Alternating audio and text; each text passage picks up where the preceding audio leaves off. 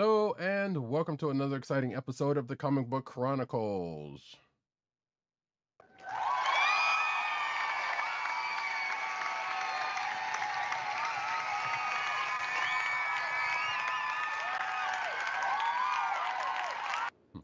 I am your host, Roddykat, and you can find me at Roddykat on Twitter. You can find me at News Nerds Need on Twitter, and you can find me at CBCaps on Instagram. South Carolina with Columbia down the way. And the sound effect you just heard come from none other than our man in Brooklyn, @agent_70 on Twitter and Instagram. What's up, everybody? Out here in Brooklyn, the place where we dwell. Way down in Brooklyn. What's up? Better late than never. Well, they don't know that unless they're joining us live for the recording. But yes, we are taping a little bit late tonight because I was. But you know, sometimes things happen. So we're just going to go and get right into it and say that you can find this here podcast, the Comic Book Chronicles, on the Coastal of the Podcast Network. That's CSPN.us. Do it today. You can also find this podcast on your podcast place of choice, whether it be Google Play, Apple iTunes, aka Apple Podcasts, Spotify, or the Coastal of the Podcast Network SoundCloud page. Like it was just said, you can find us recording live every Thursday night, 9:30-ish p.m. normally, on the YouTube channel of The Click Nation. That's youtube.com/The Click Nation. That's the KLIQNATION. And also twitch.tv/Comic Book Chronicles. So yeah, folks, we're going to get into it with two things. First of all, Suicide Squad came out last week. The Suicide Squad, came out last week on in theaters and on HBO Max. So we're going to talk about that real quick before we talk about. Actually, you know what? Let's go the other way around because I feel like this will be a shorter one anyway. Marvel's What If started the night before this one. Before the night that we're recording on Wednesday. And the first episode came out on Disney Plus. So we're gonna really briefly talk about that real quick. And actually, I know I saw a little bit of back channel in the last day or two about, speaking of how speedy some of the voice work seemed to be going, and I did kind of notice that. Right. Well, let me just ring the spoiler bell very quickly for both Marvel's What If on Disney Plus and The Suicide Squad over at HBO Max / movie theater. So, all right, you've been warned. There is the possibility of spoilers herein, but we're going to keep them on the very, very light side because, of course, these particular pieces of media are still very, very new. So we're not going to completely ruin it for you. Right, potentially spoil. Right. Well, ultimately, we're going to start with What If, the first episode. And it's not really a spoiler if we say that this is the formal introduction of a version of Captain America where Peggy Carter is the recipient of the super soldier serum, because that's been in all the trailers, it's been in the commercials, so it's not a big spoiler at all. For me, I felt like it was executed pretty well, the overall episode. I felt that the animation, I definitely jived with the animation. I've heard some people not necessarily like the animation. I don't know if they're just completely stuck on anime style animation and they just don't jive with American style animation. This style of animation is, in my opinion, kind of in between, definitely skewing more towards US style animation because of its kind of because of the body proportions and the way things are shaped, the way certain items are shaped and the way certain bodies are shaped. There's a bit more of a stress towards superhero proportions for lots of characters, as opposed to maybe what some anime artists stress and and by association manga artists as well. Mm-hmm. So, uh, but in terms of the voice acting, as Roddykat mentioned, I didn't necessarily notice that they were going quickly. I think it was because I heard it as a parallel to the first Avenger, and I guess I didn't notice that it was going as quickly as it was, Right. simply because a lot of it was dialogue I expected to hear and only was jarred out of what I was expecting to hear when the actual what if moments happen, Right. you know, and what follows from them. So overall, without spoiling how the episode really proceeds, I liked it. I've read and rewind our very own Tim Dog 98, due to his own connections, obviously over at CPR, has been able to watch the first 3 episodes, and he says the same things that I have read in other places and heard in other places, where the first 3 episodes, this first episode is probably the weakest. So I am looking forward to the next 2. Right. Well, yeah, and since we're not privy to that, I can't, obviously we can't go on that. I mean, we can't, really go with that because we haven't seen the other two like they have. But I'm like, so yes, I feel like just like what you said with the parts that were, coming from the first Avenger, I felt like I felt like they kind of lifted those straight from the movie. And just kind of put them in there, and then the what if parts just kind of was the new dialogue, which could have been the case. So, but and I think it was the parts of the first Avenger more specifically that it felt like the audio was kind of going a little bit fast. Just kind of, I guess, it was almost like, and I think I To labeled the fit the same space, kinda, to fit, yeah, to fit yeah. the space, to fit the length, yeah. hmm But also, yeah, again, it kind of also felt like, so I know Captain Marvel kind of had this issue because it felt like, and I feel like we've said that when we talked about Captain Marvel, where especially like Brie Larson felt like she was kind of just running through her lines, type situation. Um, Okay. and So it kind of felt like that for that first part, but then once it started getting to the what if parts, it felt like it was kind of on like it was at a normal pace for the audio to be going in certain places. Like there was a couple times even then where it was like, yeah, they kind of feel like there was a couple of lines that kind of went a little fast or something. But as far as the art is concerned, I didn't have a problem with the art. I felt like it's kind of a kind of animation slash CG thing that's going on. So that's I didn't really have any problems with that. It looked good. It just like you can kind of tell it was definitely CG, some CG animation involved in that, and like we've seen in other places. I'm pretty sure like I can't think of anything. I want to say there's probably some Star Wars stuff that's had that employed and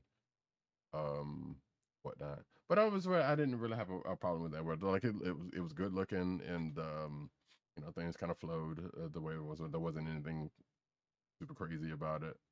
Uh, you know, the way things went off with the actual story was like, okay, yeah, that makes a whole lot of sense. You at a certain point you kind of expected a thing to happen, but of being the nature of what it was, it didn't. So I was like, okay.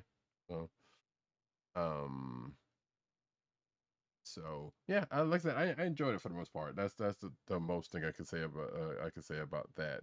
So if this is the weaker of the three, according to people in the press, and then I'd say we're in for a good time. Uh, Agreed. That's what I meant when I mentioned that, because this is a decent start, and if this is the weakest of the 3 that we're going to get over the next, including this week, over the next several mhm. weeks, I'm good with Yeah, that. yeah. So, but like I said, I enjoyed it. I would like to see. I would hope. I kind of wanted to see. Well, I kind of hope we're gonna get a Captain Carter figure out of this. Like I know I've seen a couple of people saying that, but I was like, I wouldn't mind that. Eventually. Yeah. Even though I know there is a what if line coming out and she's not in that. Weirdly enough, they put Sylvie in that as opposed to, but whatever. Regardless, so yeah, if you ever had a chance, It's to get you. come back. It's to get you to come back. Yeah. Well, the reason why Sylvie's in there is because they mixed it in with, Loki. Right. It's kind of like it's a wave that crosses over with the release of Loki. So Yeah, and it's not the first time they've done like something that has little to do with what the theme no, was. it's a mix. Yeah. Yeah, it's a exactly. It's a mix of it's really an MCU line, one, Yeah.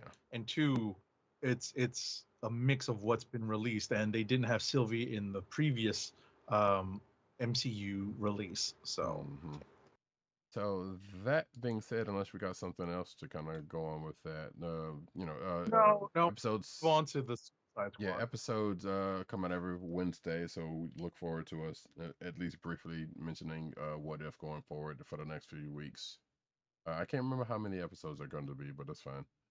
I think it's only 9. Okay, so yeah. I think it's only 9, and they've pretty much confirmed there's going to be a second season. So Okay. And yeah, obviously, but not obviously, but it has been said that it's setting up a multiversal Avengers type situation. That is connected to the actual MCU, in a way. So there is that to look forward to in case you want another reason to check that out.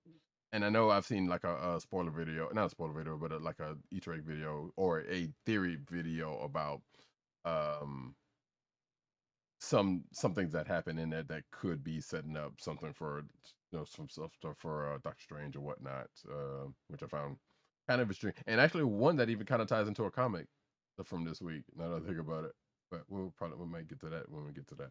Next up, though, we're going to talk about DC's The Suicide Squad. right, this is James Gunn's entry into the DC extended universe. Um, Without getting into major spoilers, um, there is a lot of death. And Yes. it's not a surprise because it is a Suicide Squad movie. If you are not familiar with the concept, get familiar with it very Mm. quickly. I enjoyed the very first death. I enjoyed it immensely. I was happy. I was giggling when it happened on If we're screen. talking about the same one, yes, I totally It's the very agree. first death. It's the first death. Not the. It's not. It's the first human Yes, death that's what because I'm talking about. Hmm. unfortunately, there is another type of death in the movie that precedes it. But the very first human death, the very first human character that dies, I, I, it's a bad thing to be happy, but it's a fictional character. It's fine. Yeah, but I also hate the person Uh, that plays him. So played him. So I was happy that all happened. right. This particular person has a very sympathetic real life backstory, but Does I'm he? no fan of this actor. So yeah, he does. It's actually pretty sad. Well, still don't So. like him. Uh, But yeah. Well, Roddykat is, Roddykat is, what is it? Oh, I had a term for Roddykat. I'm sure you have a Um, few. yeah, just a few, more than a few, more than a few. But in any event, once that passes, you essentially see how Amanda Waller, again, not a spoiler. This is the Suicide Squad. How Amanda Waller arranged for um, certain sets of characters to proceed so that another set of characters could follow up and essentially execute the mission at hand. Uh, what I had a problem with, and I am completely glossing over the entire plot because it is still so very new and we're not going to spoil Mhm. it. I did ring the spoiler bell. What my biggest problem with, or what I had a big problem with was, and it's not a spoiler who the villain is, it's in the trailers and it's in the Mhm. advertisements.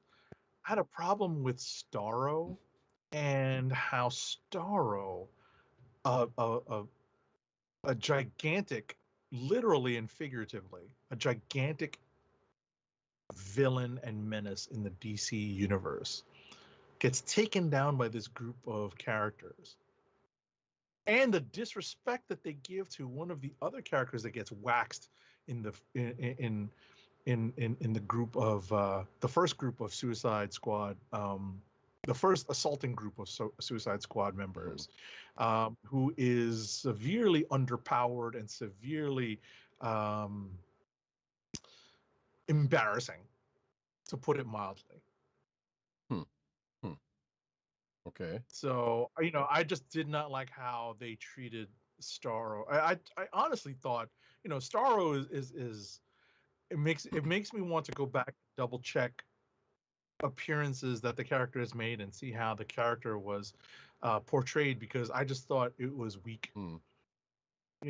Just to make it more plausible that this group of Suicide Squad characters would find a way to take it down. Right. You mean outside of the whole Jarro thing that's been done in the comics? Well, I don't mind Jarro is kind of funny, but at the end of the day, it's played for laughs. I think just in terms of Starro and just how powerful and sometimes impervious to, to attacks it is, I don't understand why this particular group would have any sort of effect on it, but for maybe one character. Yeah, I don't know, but it's kind of one of those things. I'm not as familiar, right? I'm not as familiar with Starro. That's maybe it's just a misconception I had, or preconceived notion that was wrong. I mean, yeah, about the. Yeah, like the one Jarl thing that kind of comes to note, it weirdly enough comes from not even the comics, comes from Justice League the cartoon, where they did For the Man Who Has Everything. Right. And wait, actually that's not even Jarro. So let me shut up about that, because I just want that's something else. Never mind. But Jarro has a similar kind of he kind of does a similar thing then to that. But regardless, yeah, I don't know. I don't really have that much of a thing to do with Jarro, and I do. But I was like, well, I guess for what they were trying to play up, I felt like they were basically doing an extended version of Guardians of the Galaxy 2, which also is a James Gunn thing, and you can definitely notice there's some similar tones in both of those movies for obvious reasons, and definitely it's a different tone from the first Suicide Squad movie. And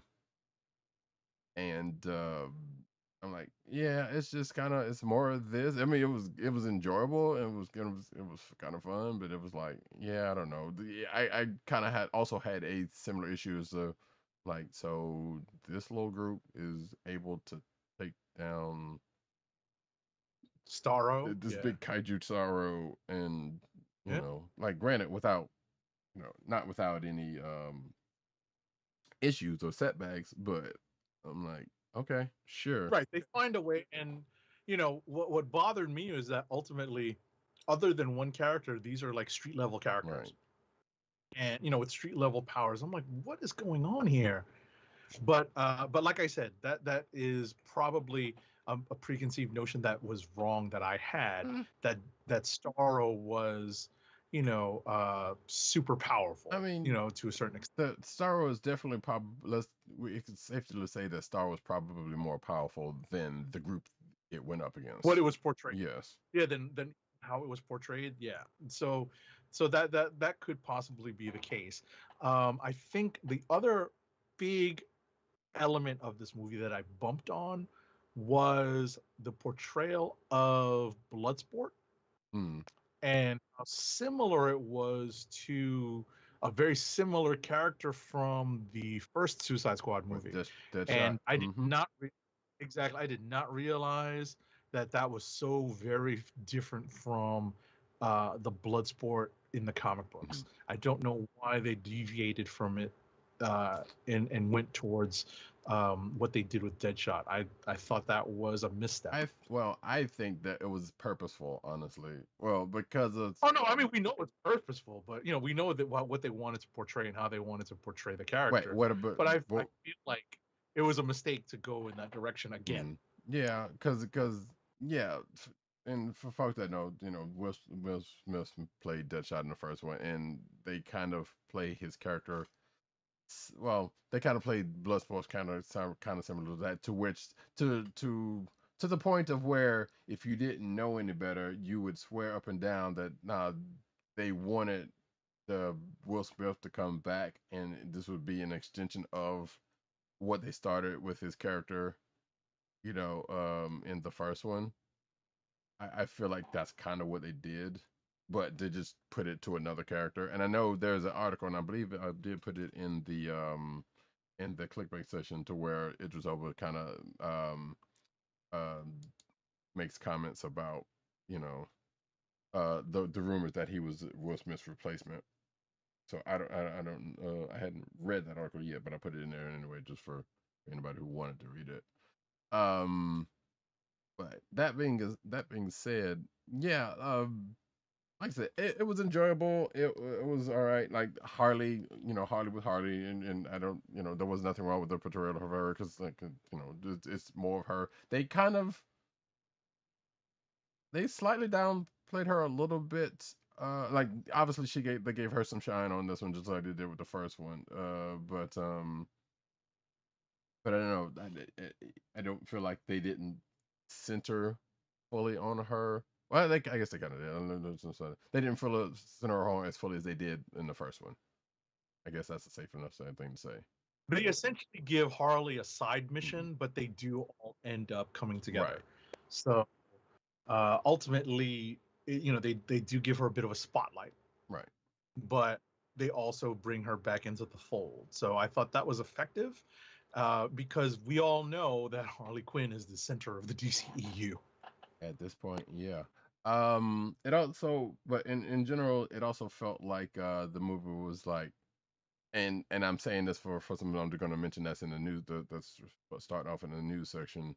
I was kind of surprised at a thing that they allowed to happen. Well, that DC let happen, but I also feel like it was DC saying, "Oh God, we want this to be as popular as the Marvel movie. Please, please, we'll do anything." And James Gunn was allowed to kind of do something. Not that I have a problem with it, because I really didn't. So I know I'm mentioning the fact that. So, by the way, if you have kids, there is some full frontal male nudity in this, which is kind of surprising for a superhero movie, or just many movies in general nowadays.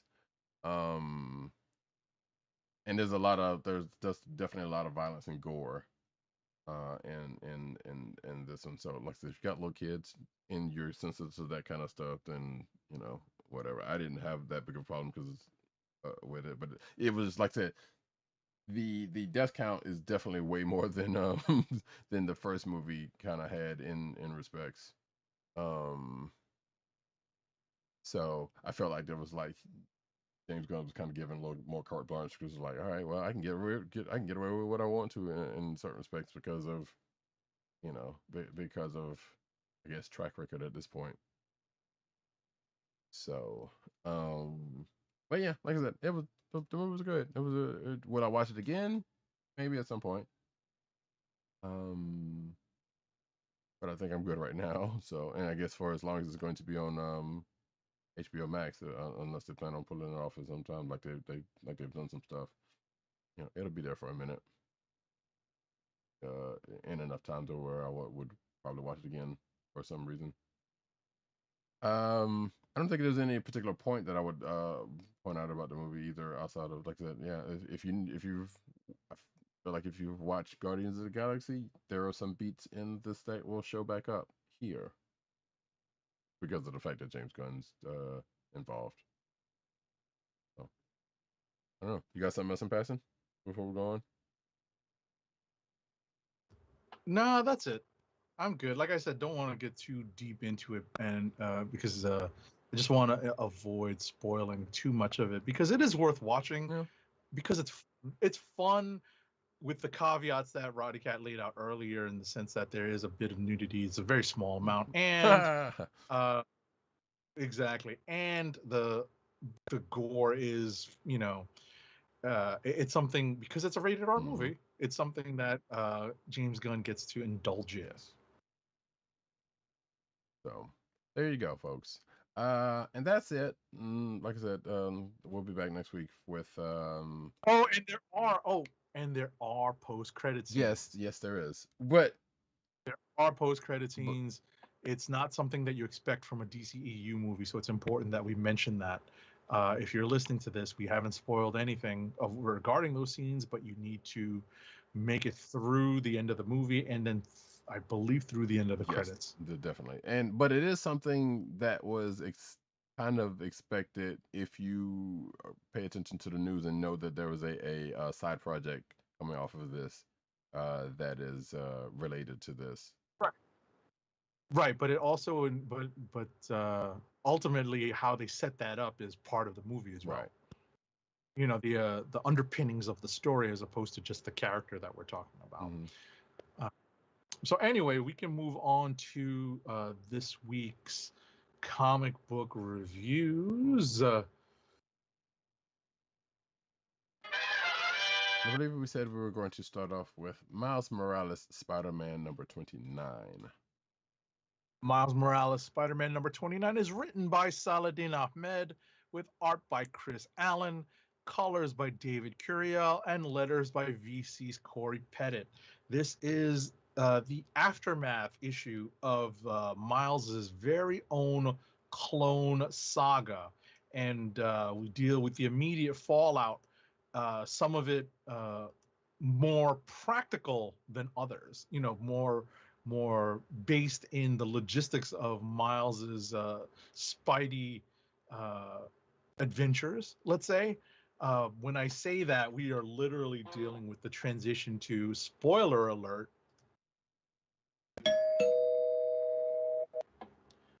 a new action figure. I mean, a new costume. Yeah, there is definitely that.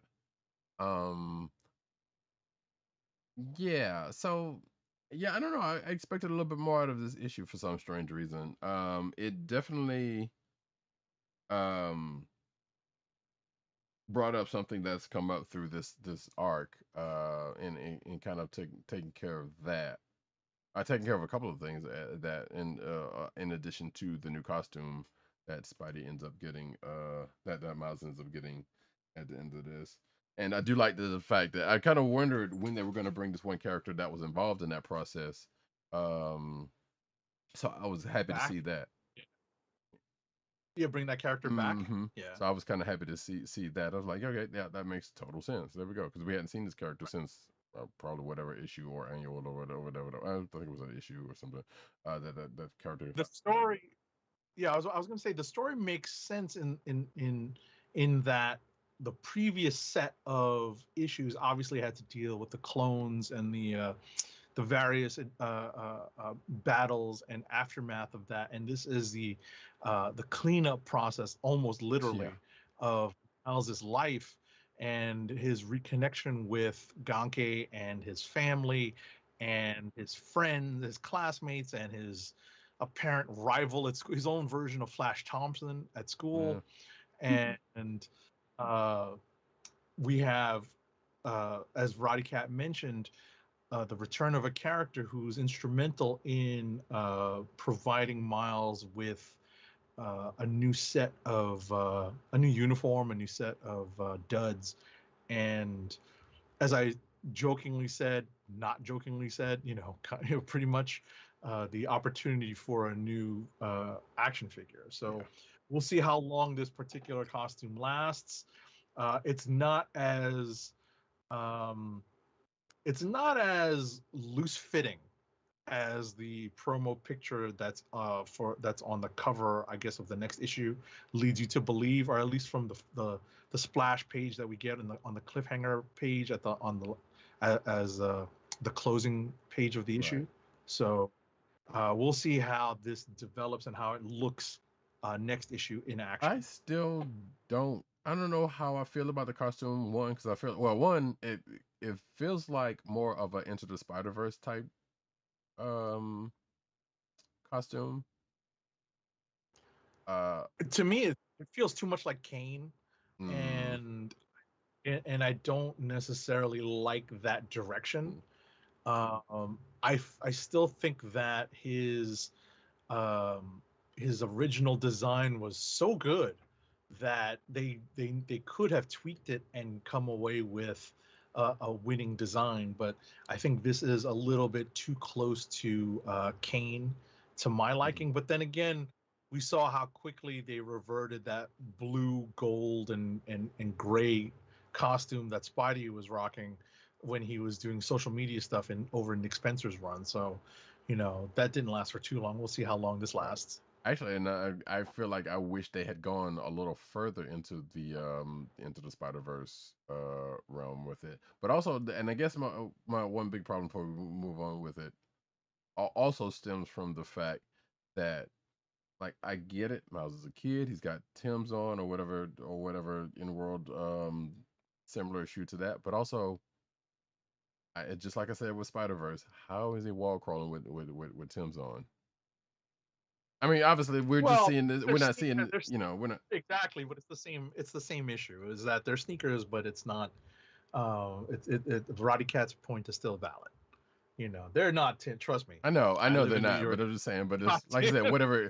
That's why I said. Every time you said Tim, I'm like, those ain't Tim's. That's why I said. That's why I said whatever in world facsimile that that would go for them. They're supposed to be. They're supposed to be. They're supposed to be Jordans in the like the Jordan 1s, and I'm no sneakerhead, but those are the Jordan 1s. Mm-hmm. And the way they're portrayed in Spider-Verse and the movie. Right. So, but these are supposed to be red high top basketball sneakers. We'll, like I said earlier, we'll see how this is portrayed in the next issue. Right. Beginning of September. So it's not very far away. We'll see how it's portrayed. Right. I mean, they're just not even gonna bother to I have a strange feeling they're not even gonna bother to address it, because I feel like they've done things like that with Peter at certain times. Like how is he wall crawling with shoes on? Well, you know what's funny? For the longest time, they always portrayed him as taking his shoes off, and he was wall crawling with his socks on. So I think they'll come up with some reason for Miles to be able to, whatever these things are made of, we don't know. We don't know. Right. Well, we do know. We don't know how different. Well, we kind of know. Well, no. Right, exactly. But in terms of how thick they are, we do know that the uniform is made out of something. We don't know if that's the same thing as these sneakers. That's true. Yeah. That's really where the differentiation comes. Right. In.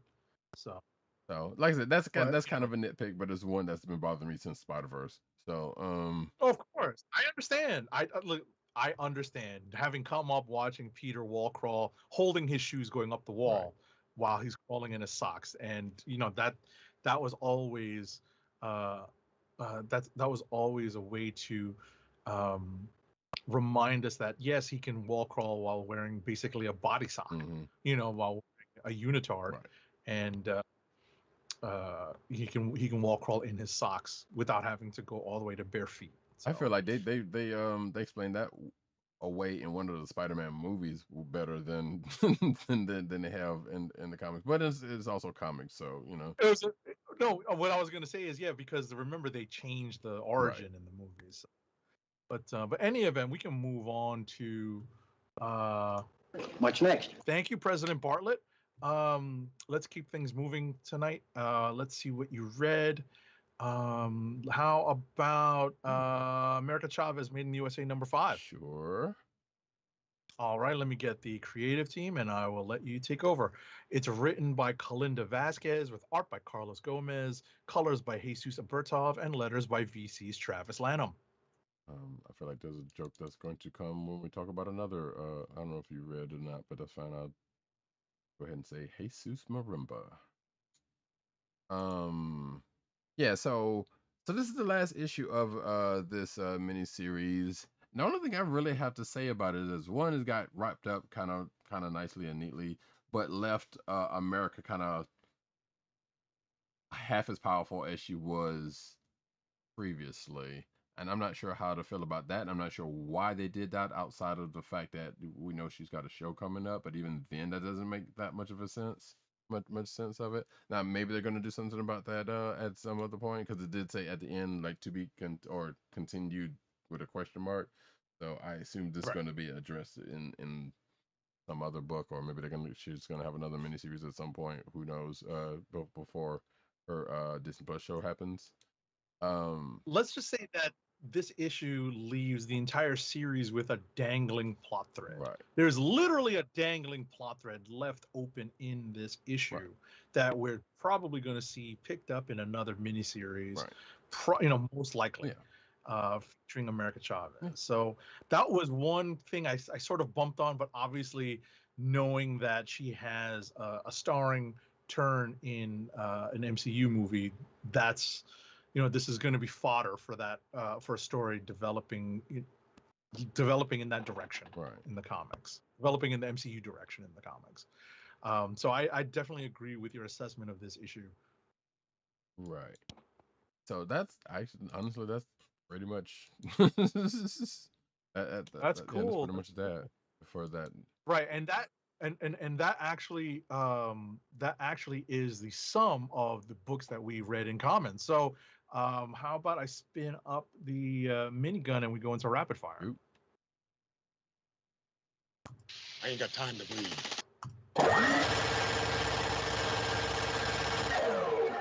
Go for it. Sure, I will go first. First up is Avengers Tech On. It's written by Jim Zub with art by Jeffrey, aka Chamba Cruz, with letters by VC's Travis Lanham. So this is the actual action figure tie-in book that Bandai and Marvel have worked on, and the setup is fairly straightforward. The story is okay, and what I didn't really jive with was the art. It's very CG, very anime and influenced, obviously. Yeah, that's intentional. And for obvious reasons. Exactly, for obvious reasons. And it just didn't, I didn't really like the first issue's art. Maybe I'll like the art when the mech style suits feature more prominently, which is more than likely going to be the next several issues of this miniseries.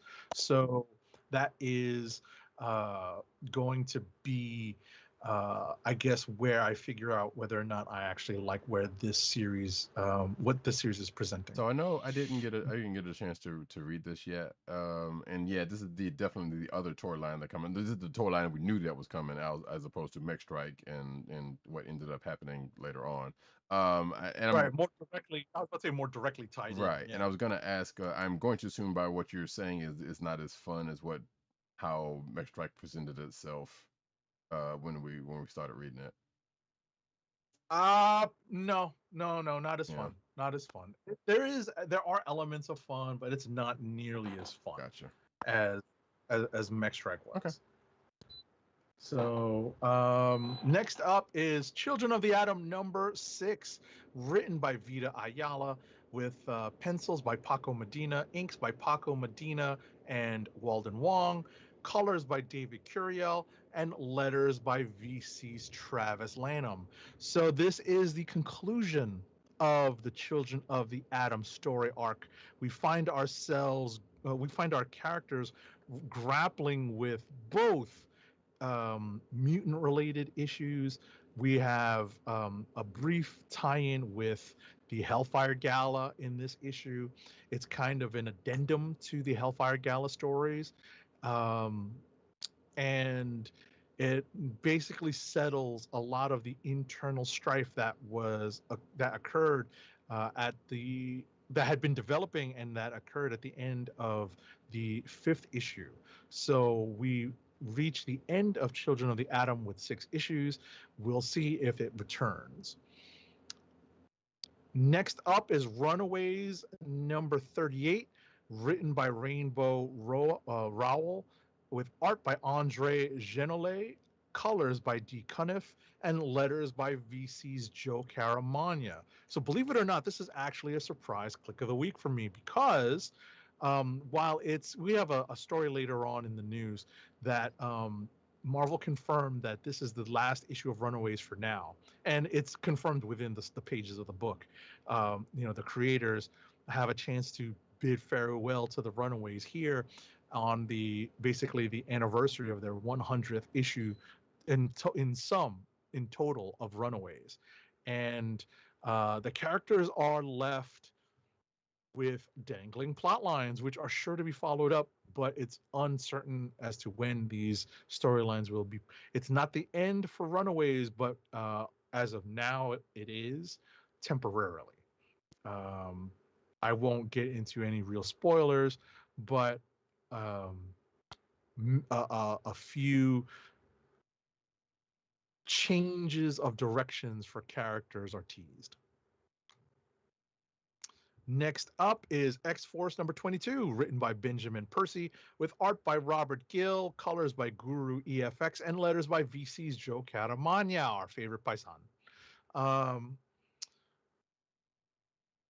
This issue is the latest development in the Floronic battles that the X-Force team on behalf of Krakoa has had with other nations and groups that have chosen to develop their own floronic, dealing with plant life, their own technology, their own sentient technology when it comes to plant life.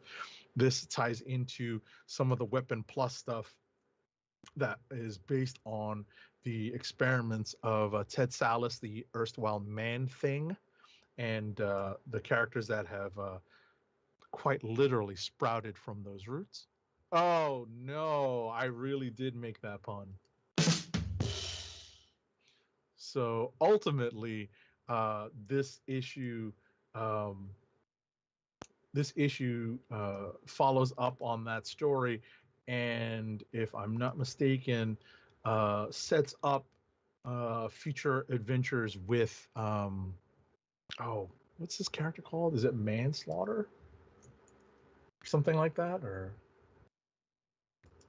yeah, no, I mean this particular story arc that involves this particular group, this particular aspect of the Floronic groups of enemies ends here. I'm trying to see if it. Oh yeah, it is manslaughter. It's just man-slaughter as opposed to the actual term manslaughter, which is murder without intent.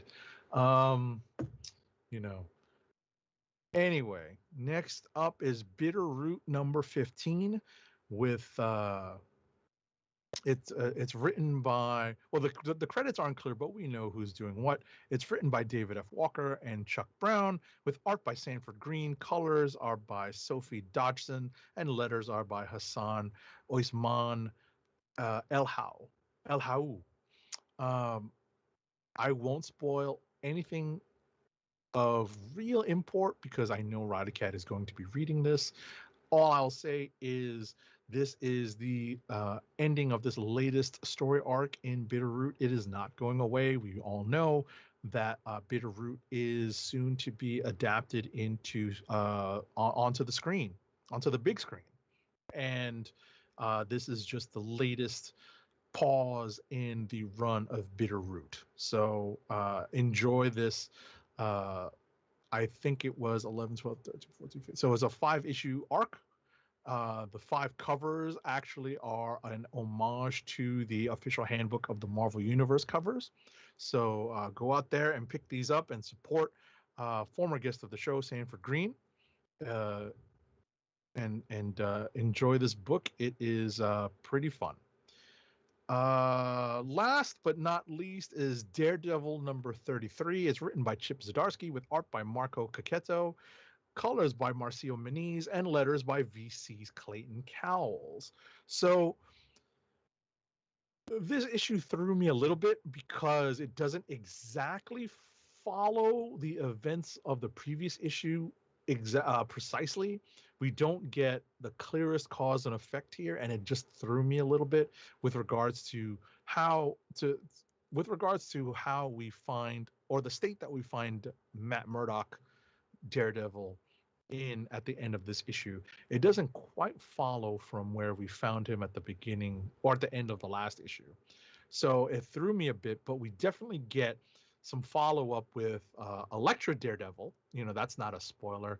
That this has been an ongoing story that Elektra has essentially co-opted the Daredevil mantle to try to do things Matt's way for a little while. So The bulk of this issue revolves around Elektra and her ongoing battle with, and this is a bit of a spoiler, Bullseyes, plural.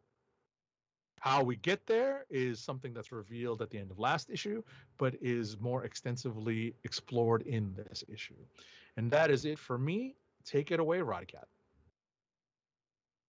Alrighty. And I also realized I forgot to put up the Devil cover for you, but that's fine. By the way, shout out to the folks watching live, and I will get to the one question that that showed up in the YouTube chat in a minute.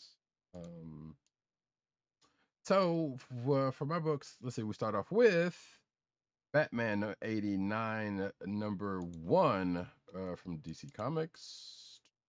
Another summer. Sounds of the funky drummer. Exactly. So as the title suggests, this is basically this is in the world of the Batman Tim Burton Batman '89 film. Takes place, I guess I'm assuming it takes place after the events of the movie, seemingly from what it's setting up. How, which is, as I said in my notes, so basically it said, oh wait, actually hold on, because I forgot something. So it's written by Sam Hamm, art by Joe Quinones, colors by Leonardo Ito, and letters by Clayton Cowles. So everything else says just says so. So it takes place kind of around Halloween. Matter of fact, it takes place on Halloween, as opposed to the movie taking place around Christmas time. Now, presumably, could be the next year after that. We don't necessarily know, but I feel like if the movie, in my recollection, did kind of, it was definitely a winterish time. Or maybe I'm thinking of the second movie. That could also be possible. Um, and it's probably, actually that's probably more probable. Regardless, this is taking place on Halloween. Um, there's of course a Prince reference in here. Um, right early on, so they pretty much checkmarked that. But as I say in my notes, the feel of the movie is there. I would almost say almost down to the death count, but we don't really see it. But the inadvertent deaths that happened in the movie, or at least potentially in the movie, kind of still at play here. The characters, the art, they get it definitely close to the couple of characters. Well, to a couple of characters, specifically Michael Keaton's Bruce Wayne, and Billy D. Williams' Harvey Dent. Like those characters look close. However, there's a couple of characters, at least a couple of characters that one did not show up in the movie that they have introduced here, just kind of as of already know. So basically, took the world of the movie and kind of injected the comic version of some characters in here, in a sense. And like I said, there was even one character that kind of had a parallel in the movie, but was definitely not introduced. That, and I know some of us younger on thought this was that character, but it was not. But this character does indeed kind of pop up here from originally. The art for Gordon, however, it doesn't seem like the one. Doesn't seem like can't remember who played him in the movie, but it feels more of a Batman animated series version of Gordon. And as a matter of fact, this other character that I was just mentioning also come from there, so that's kind of interesting. But as I said, like, it feels like this is kind of, I guess, this is kind of a logical step to kind of set up some things, set up a couple of things in the world of the movie going past that first movie, or potentially could. I don't know. There's definitely a relationship that wasn't there that is popped up here that I don't even think there's even in the comics. So that's kind of interesting. But regardless, like I said, it's for something that has the kind of sort of the feel of the world for the first issue, it's not bad.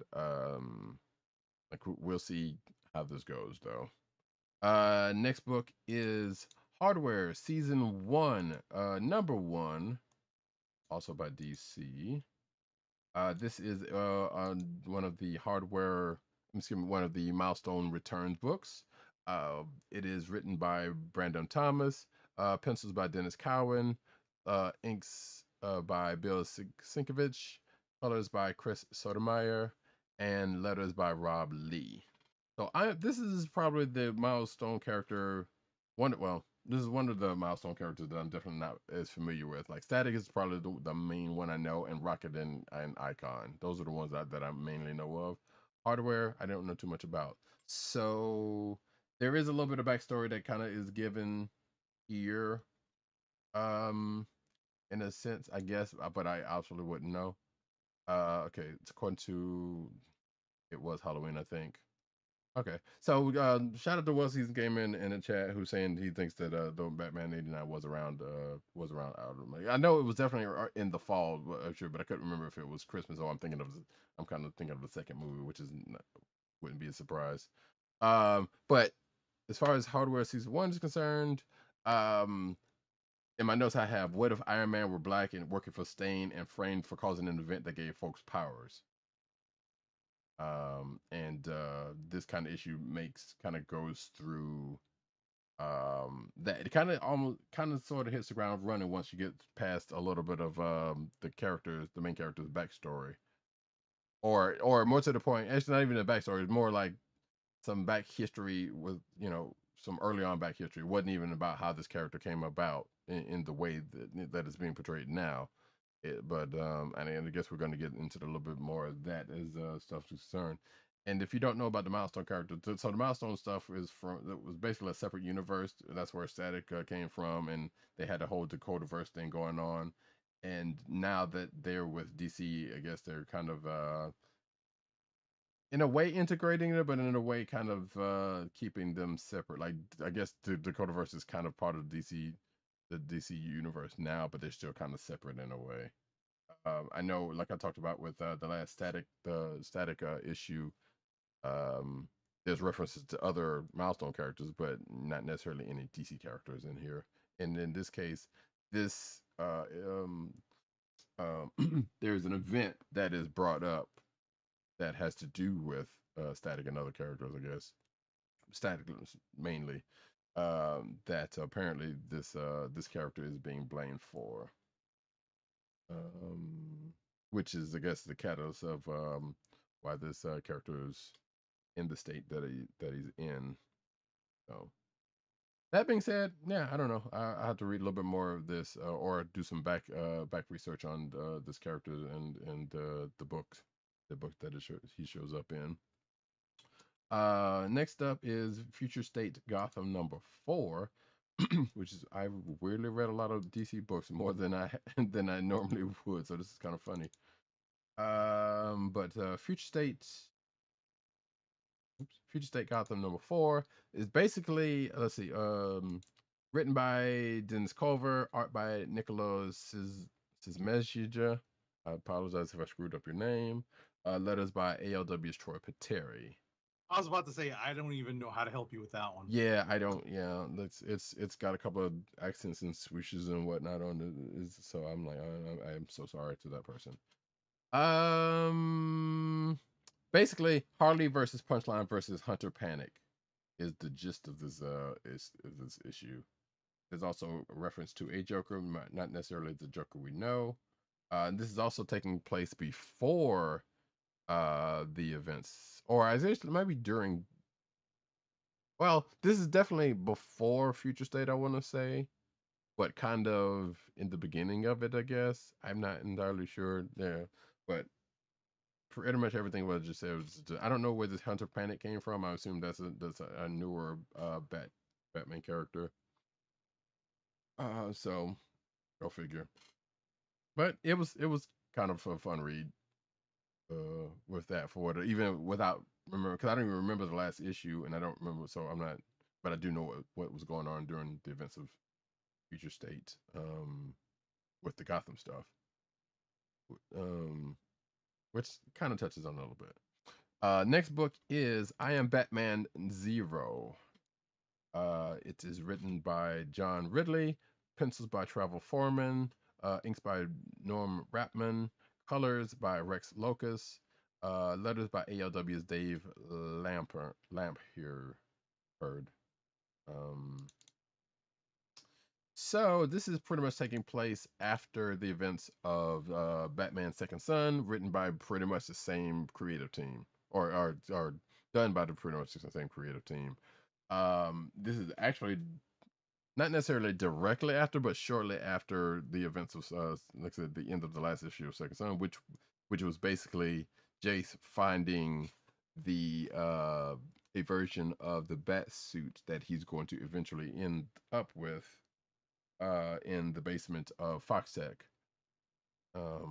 So in this one, he's pretty much like getting his own place and still on his mission, and trying to hack on his mission to take down Arkadine, who I can't remember his first name, regardless.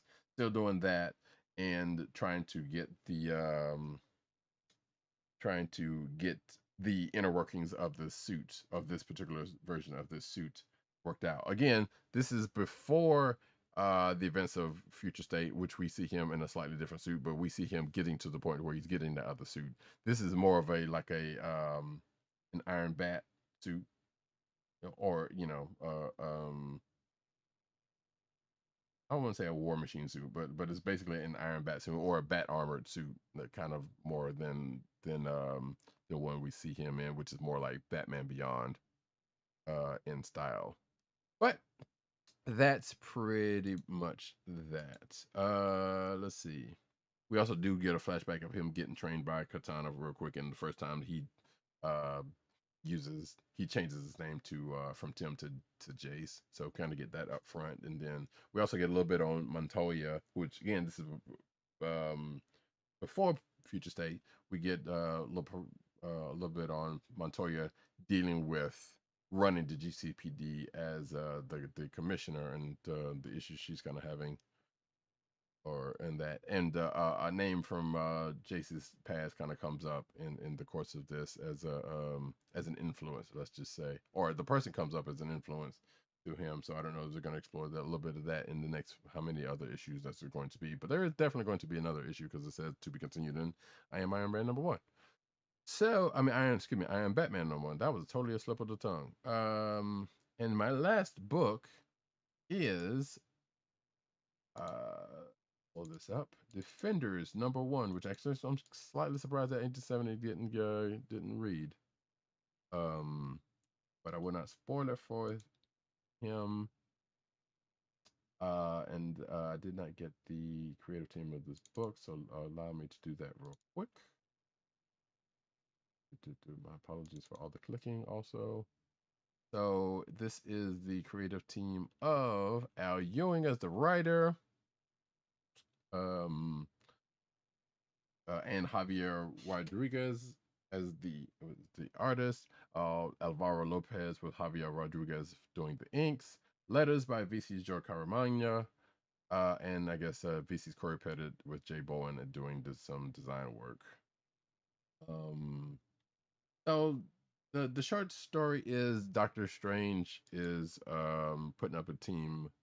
Well, so I guess this takes up from Marvel Comics 1000 in a way, because that that masked Raider person comes back into play, and that stuff gets touched on. He runs into, or he goes to Doctor Strange, and of course, because they are unfamiliar with each other, a fight happens. But what ends up happening, I guess they come to an understanding, but they end up basically coming up with the team of defenders that has seen on the cover, and that's pretty much what the rest of this book ends up doing. There is, as I said earlier, there is actually a weird tie to current goings on in Iron Man, which is funny enough, because there was a character that is referenced in this book that is prominent there. There is also ties to MCU theories that may or may not have something to do with What If and Doctor Strange #2. that some people are saying about specifically coming out of this week's What If episode. Like there was an issue about a character that is prominent, that potentially is prominent there, that has ties to something else that this is tied to. If it wasn't for the fact that I happened to see a theory video about that, I wouldn't have known this. But nevertheless, there it is. And there's also seemingly kind of in a way, which I guess, well, I don't remember if that was Al Ewing or not. I don't remember, but there was a tarot series or miniseries from I think last year. That was a miniseries that didn't seem to do anything but just be a standalone miniseries that was kind of set in the past. Doctor Strange did actually show up in that. There is some tarot usage in it. I don't know if it's directly tied to that or not. I don't remember, but it may or may not be tied to that also. And that, folks, is that is it for my books. And we now can go to clicks of the week.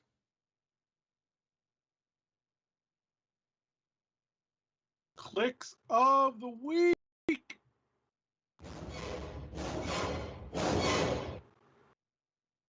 We didn't get anything for my. Well, actually, we didn't even ask because we kind of started a little bit late. Actually, I was about to say we got some from our very own PCN_dirt.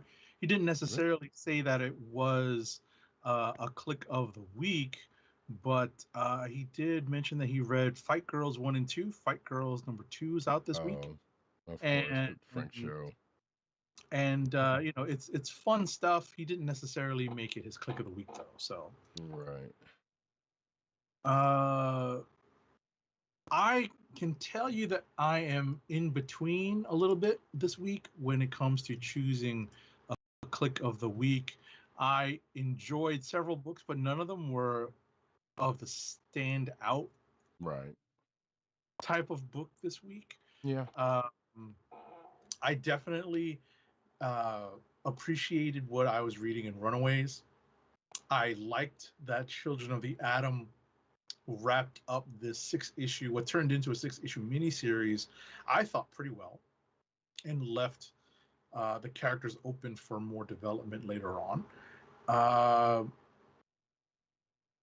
And you know, I really wanted to like Daredevil number 33 because I liked the pacing of the story, but I think the state that we find Matt Murdock in at the end of the issue was a little jarring to me. So I can't really take that one and put that on my list. So I think I'm actually going to give the entire creative team over on Runaways a shout out because they made it to 100 total issues. So and I'll be honest, I didn't read this when it came out, you know, when it first launched, you know, with Adrian Alfona and Brian K. Vaughan. I read it as back issues, right, and I got familiar with the basics of the story because of the TV show.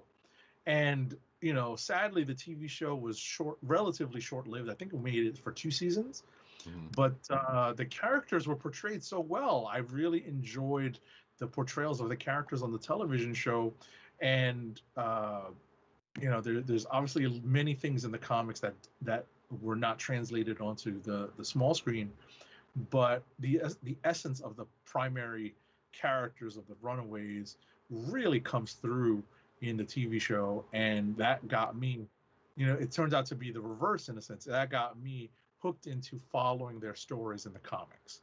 So I'm going to give my click of the week this week to Runaways number 38. Gotcha. Yeah, I mean, yeah, Runaways to me has kind of been like, yeah, I should try that book out, but also it felt like it was more geared to a younger set. I don't know. Oh, maybe. most certainly, certainly, it is. I am the target demographic. Right. But that's not saying you can't enjoy it, regardless. Right. So there's been a couple of books that I've brought up, or that we both brought up, that's like not geared to us, but we've ended up enjoying it because, you know, it's just enjoyable. Because not just right, just because the story is good and the art is complementary. And I would say that, you know, I can't stress it enough. I think that the television show did these characters a good service, not a disservice, but a good service, and brought me into, brought me in with a better understanding of these characters. So, and maybe, and like I said, maybe go back and read the initial run with Brian K. Vaughan and Adrian Alfona. So, Right. and that was started it all. Right, and that was the point I was getting to, is that they've always been interesting enough to me, even though they weren't kind of my new. And I have had read them. Some of the characters have come up and stuff that I have read, and also that has made me kind of want to go back and be like, I should read Runaways. And I feel like as you've been going through this series, or this volume, I feel like I've been saying that also from basically what's been coming up. So I'm definitely going to make a stab at it at some point, and go back to the original run and kind of come up through to this to check them out. I think for myself, I'm probably, like you, there weren't really that much of a standout. Like there was a couple of things like the Iron Batman was kind of cool, but it wasn't really much to it. The Batman '89, um, yeah, I don't know. For what they're setting up, it could be something, but at the same time, it's like, well, it's making a leap from the movie to basically, you know, the comic book, which is not a bad thing. I'm just saying, it's like, okay, I don't know if they're going if they're doing this to kind of get to, and I don't even know because they're setting it in the world, and I don't know if they're trying to get to the next movie. Then they're not doing that for certain.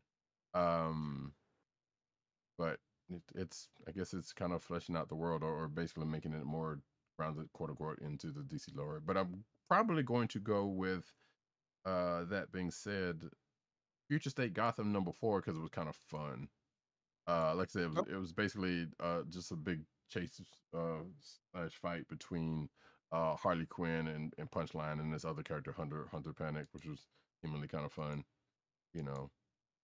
Um, so there is that. And with that, we can go on to the cinematic news. But first, we got an ad read. Our first ad read of the night is for Wink, the personalized wine club. Wink is a world of wine delivered right to your door. From rosé to Cabernet to Torronté, Wink has over 100 styles of wine to discover. Ever try an orange wine? Wink connects you to a world of exclusive wines tailored to your taste and delivered directly to your door. Wink delivers 4 bottles.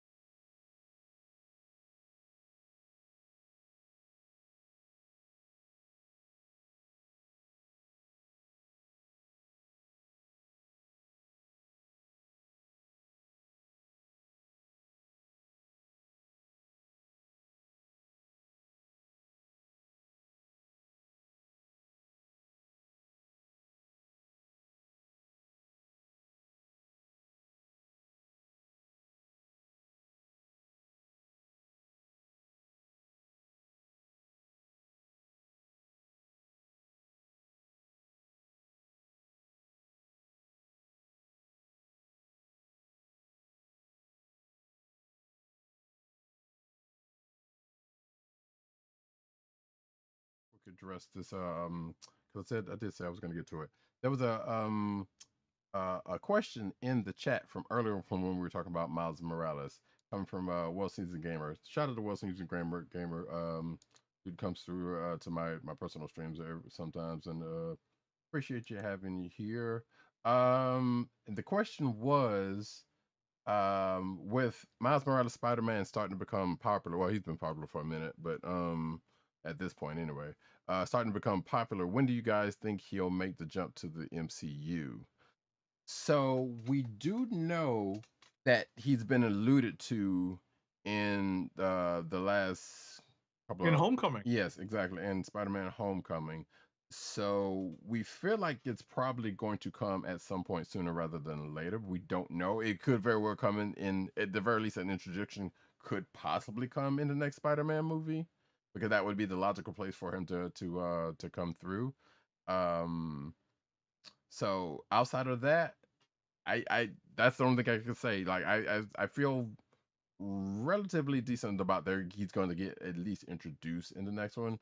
Whether they do anything going to get into it could be, if you've played the Spider-Man PS4 game, it might be something like that. Like he might show up and be like, hey, he's and maybe his dad or somebody else could show up and they'll at the very least introduce him, and he just won't get his powers at some point. Yeah, outside that we don't know, but I would love to see a live action version of Miles Morales, and obviously we already got Into the Spider Verse, which is already a thing. So he's which is not an MCU movie, but at least he's been introduced to in movie form some kind of way. So I don't May know if I? you go for it. So I think he's going to come, but it's going to be a while. I think it's going to be one of the later films that are going to be introduced over the next several years, because they're still formulating this multiverse plan. Mhm. I think that's where Miles fits in. I know that they alluded to Miles being actually in the MCU, but they may adjust their plans because of the multiverse.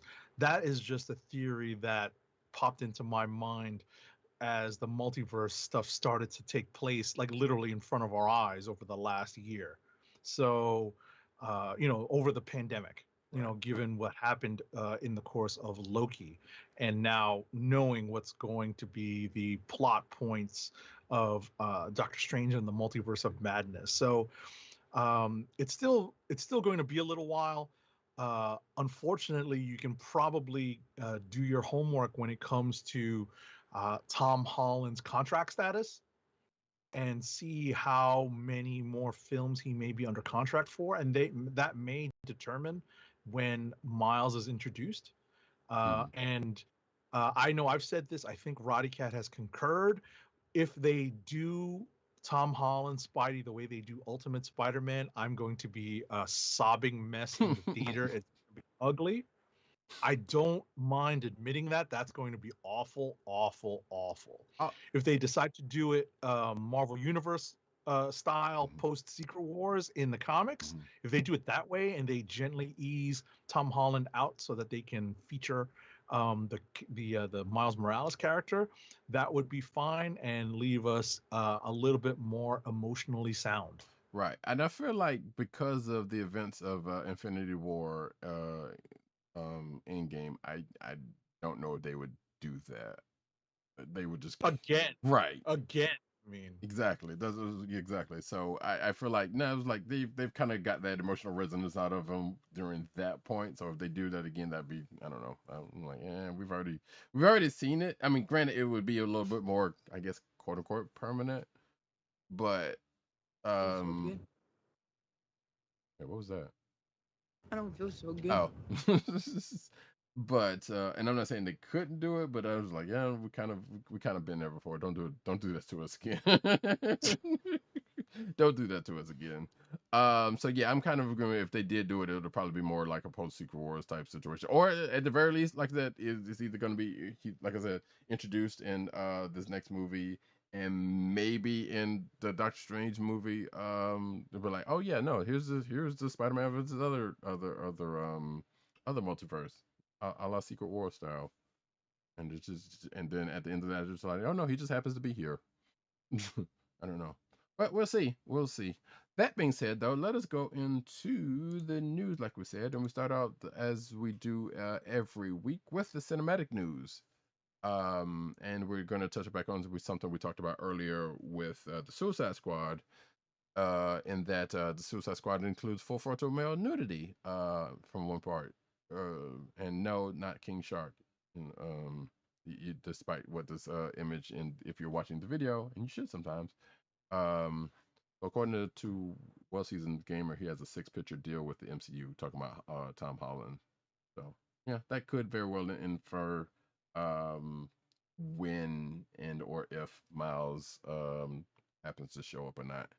But yeah, like we said earlier, yeah, there's some male schlong that shows up for a second in Suicide Squad, which is, again, like I said, is kind of impressive and surprising for a superhero movie, or any movie nowadays, honestly, or a lot of movies. But it's already a movie, like we said earlier, so it's not that big of a deal. Don't worry about it. Don't if you're one of those persons who would trip out on something like that. But adjust yourself, I guess. I don't know. Next up.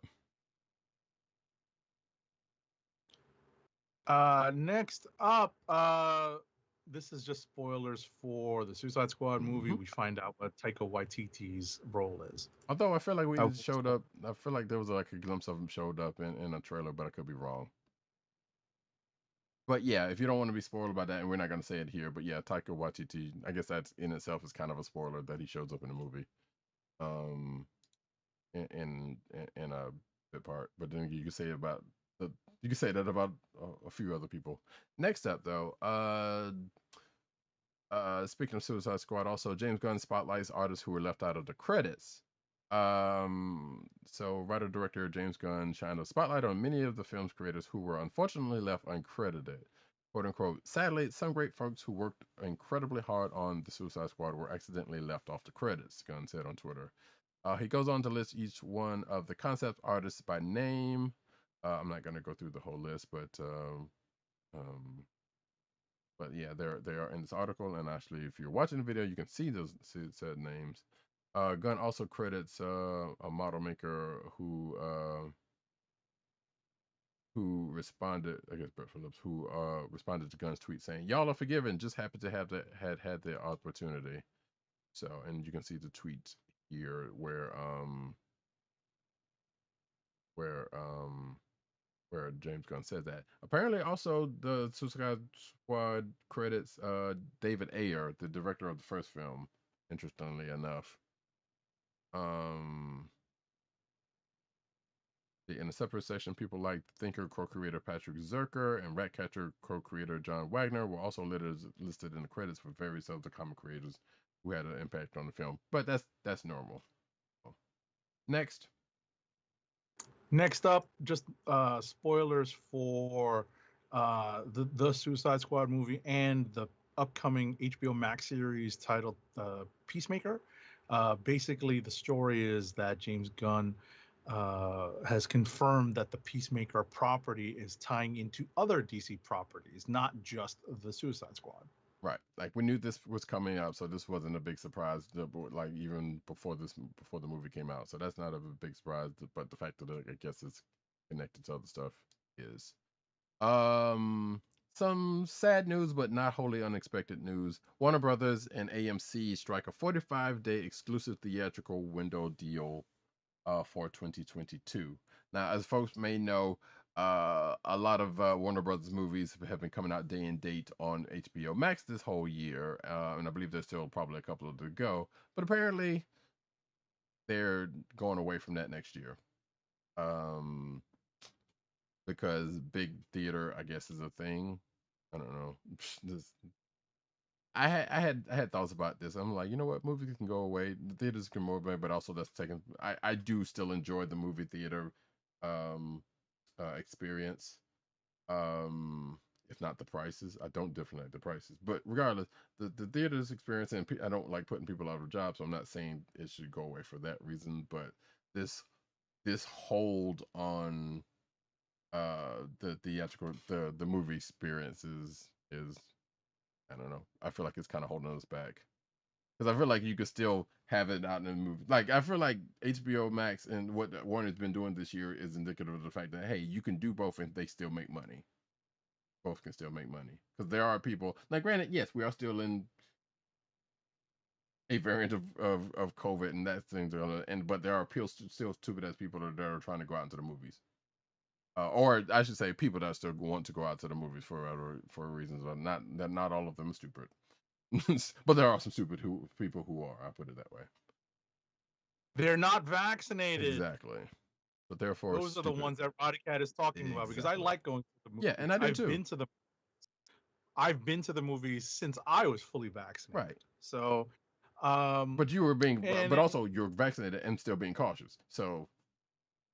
But in any event, next up, the complete remastered Superman the Animated Series has now arrived on Blu-ray, or is about to arrive on Blu-ray, that is, this fall. The 6-disc Blu-ray box set will be available on October 12th, 2021 for $69.99.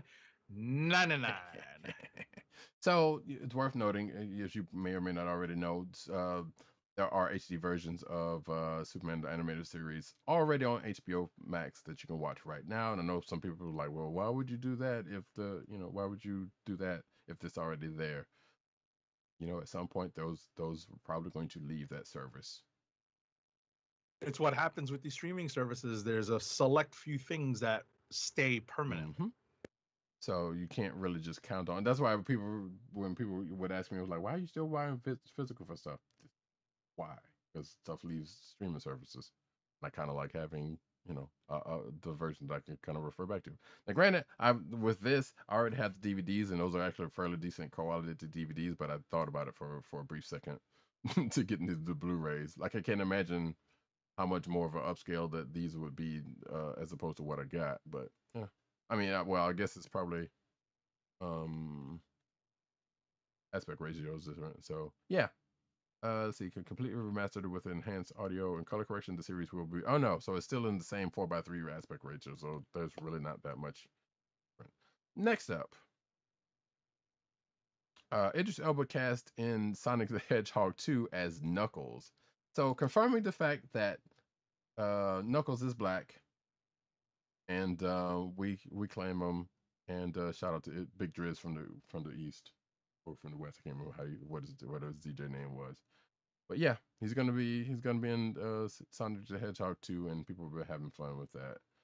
And then the one season game is like $70. No thanks. Yeah, I mean that's the price. But hey, look, what small price to pay to have to have a good quality version of. Now, granted, you could probably still find the DVDs out there for the Superman animated series for way less than or half of that price. So, yeah, it's up to you. But if you don't have a copy, there you go. Next up, though. Whoa, we went back to the Superman DVD thing for a second. Yes. That was funny. Keisha Sharp is set to direct episodes of Our Kind of People, Charmed, and Superman and Lois. This actress is expanding her directing resume to direct these shows. Yeah, so Keisha Sharp is kind of one of those Walmart $18.99. Yeah, there you go. Keisha Sharp is kind of one of those actors like, oh yeah, you see her in some stuff here and there. So I did not know she had taken a turn into directing in the first place. Apparently, she started directing on that Lethal Weapon show with Damon Wayans, which I think she was a part of. Now that I think about it, so that I guess makes sense. But yeah, she's shown up on the Cubs, so good on her for that. Next up, though, Hulu is open to the possibility of future Marvel shows.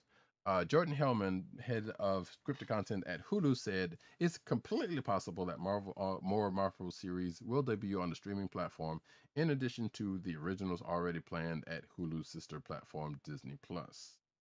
Marvel continues to be an incredibly important partner and one of the biggest generators of content within the Disney ecosystem. So we're excited about the possibility of what may lie in the future with regards to the Hulu-Marvel relationship. Hellman told Deadline. While Hellman admitted he has yet to engage in conversations with Kevin Feige about future projects, he added, given Marvel's place in the Disney ecosystem, it seems an incredibly robust avenue for future projects. I'm just going to put in for Disney Plus, but sure, they could totally do that. Oh, Hellman's comments came as Hulu's only current Marvel project, MODOK, awaits news about whether or not it's going to be picked up for a second season.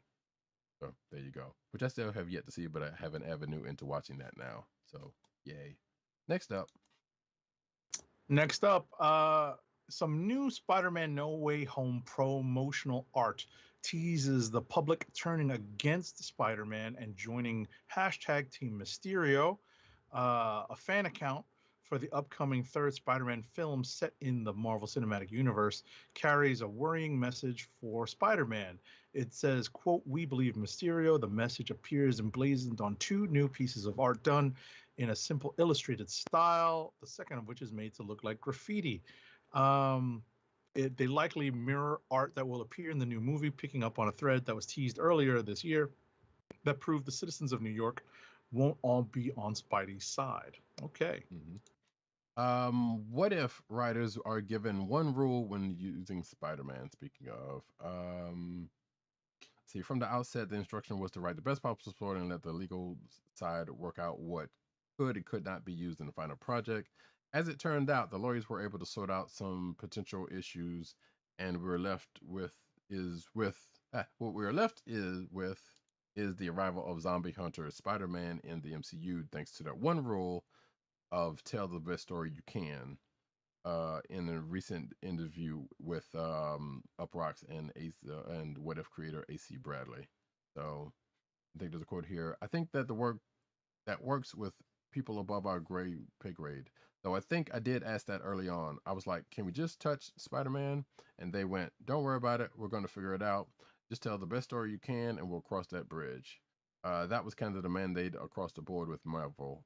As long as you're not doing something that we're not doing in the movies, go have fun and we'll figure it out. There you go. Next. A deleted scene from Marvel Studios' Black Widow movie has made its way online, offering an alternate ending to the MCU movie.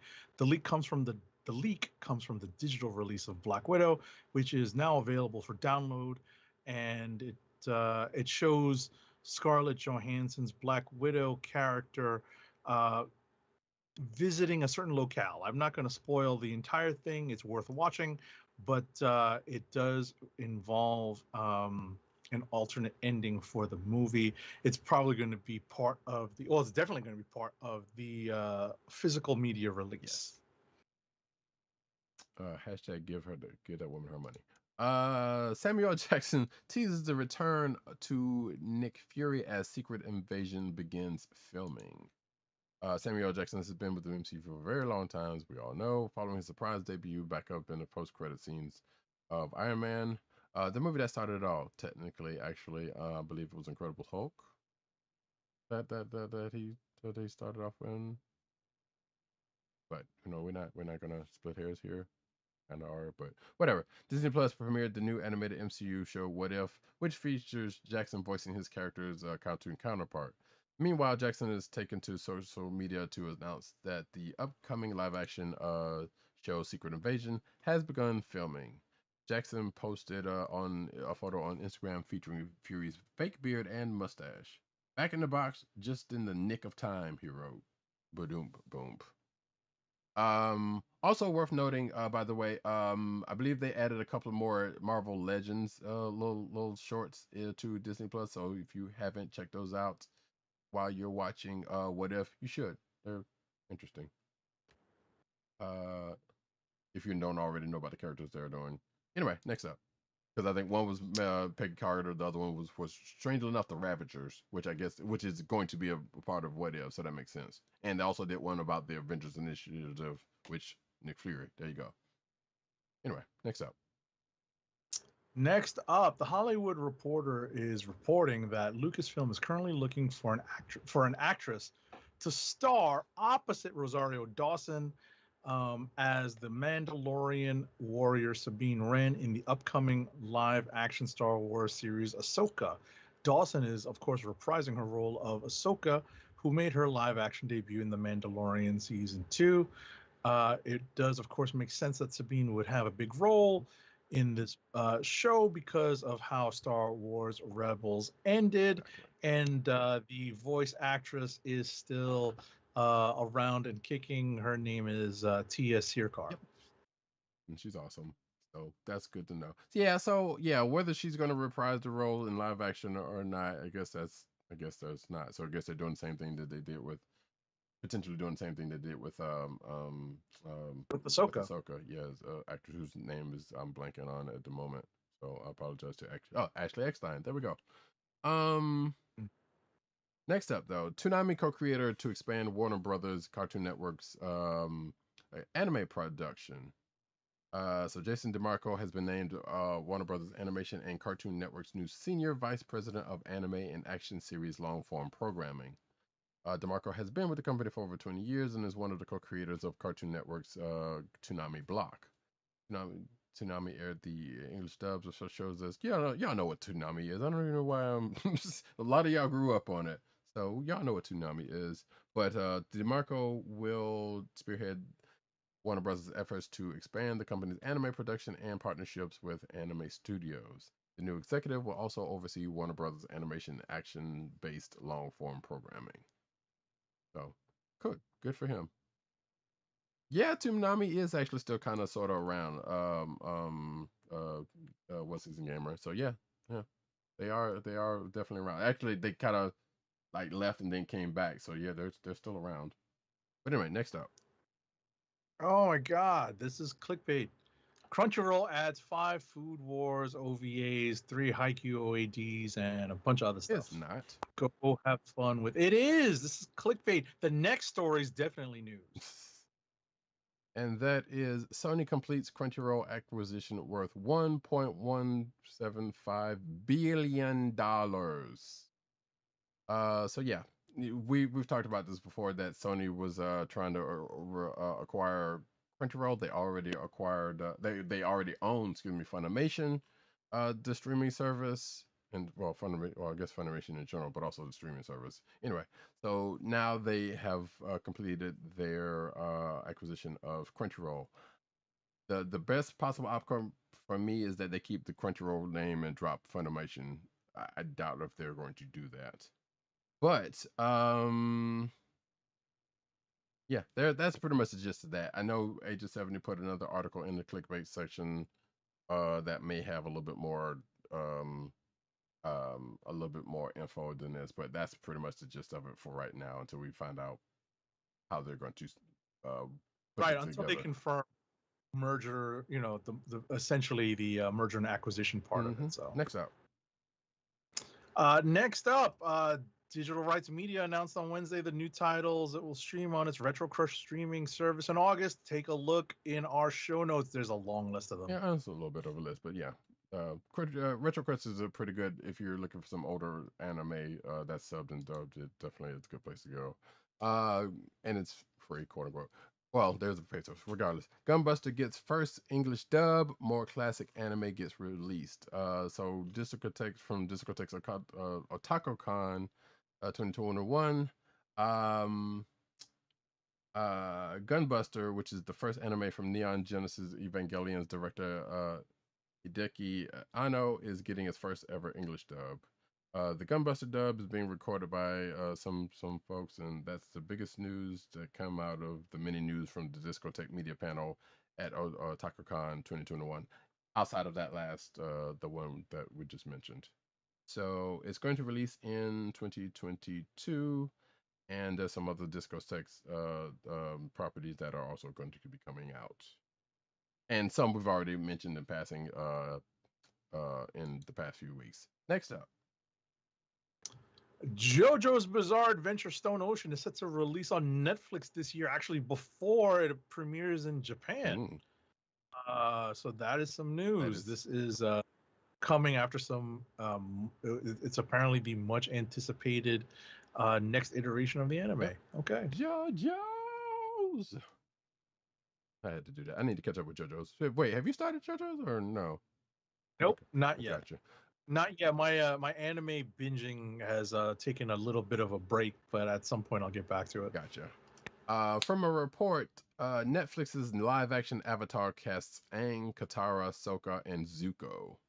So Netflix has reportedly found the main cast for its live-action reboot of the beloved anime series Avatar: The Last Airbender, with images surfacing of the actors to play Aang, the aforementioned characters.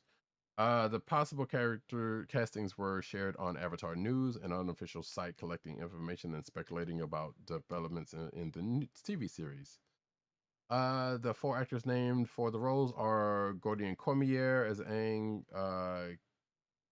Piamentio Tarbell as Katara. I apologize if I butchered your name. Ian Owsley as Sokka, and Dallas Liu as Zuko. So again, this is a report. We don't know if that's actually the case or not. Next up. Next up, Gun Honey, the new 4-part comic series launching in September 2021 by Charles Ardai, is being developed for television by Pillar Segan, producers of Private Eyes, Haven, Greek Wildfire, and The Dead Zone, and Malaysia-based Double Vision, the production arm of the Vision New Media Group. Okay. Yeah. So this is a brand new book that's already got it's already being developed for television. It's a book that hasn't even hit stand, Which is or hit Yeah, it's being published worldwide, so yeah, it's going to be digital and hard copy, presumably. Yeah, which kind of not a big surprise. There's been more of this kind of stuff happening. So, in some interesting news, John Wick Chapter 4 adds Clancy Brown, aka Lex Luthor, to those who remember him from Justice League. So apparently we just learned that Lionsgate has closed the deal. He's also done live action, so y'all anyway. Lionsgate has closed the deal for Clancy Brown to star opposite Keanu Reeves, Donnie Yen, and everybody else that's involved in John Wick Chapter 4. Director Chad Stahelski beamed, I haven't been a fan of Clancy Brown since I can remember. To have him part of this project is an honor. He will make the perfect addition to the world of John Wick. So, cool. Next. Next and last in cinematic news. So, this is mildly surprising. The road to the CW's live action Powerpuff Girls series has been a rocky one.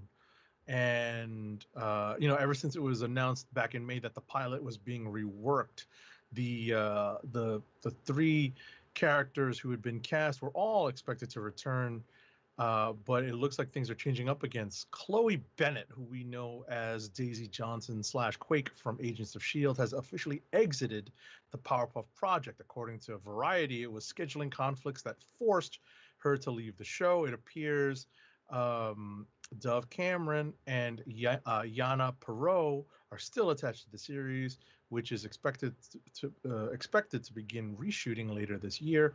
Variety reports that they plan to find a replacement for Bennett in the fall. Okay. And now we go over to the comic book news.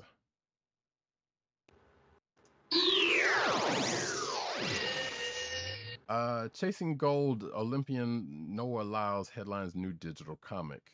So, Chasing Gold tells the story of Olympic track star Noah Lyles in a biographical comic book published by the Washington Post. The Post released a digital version of the 20-page comic on its website on July 30th.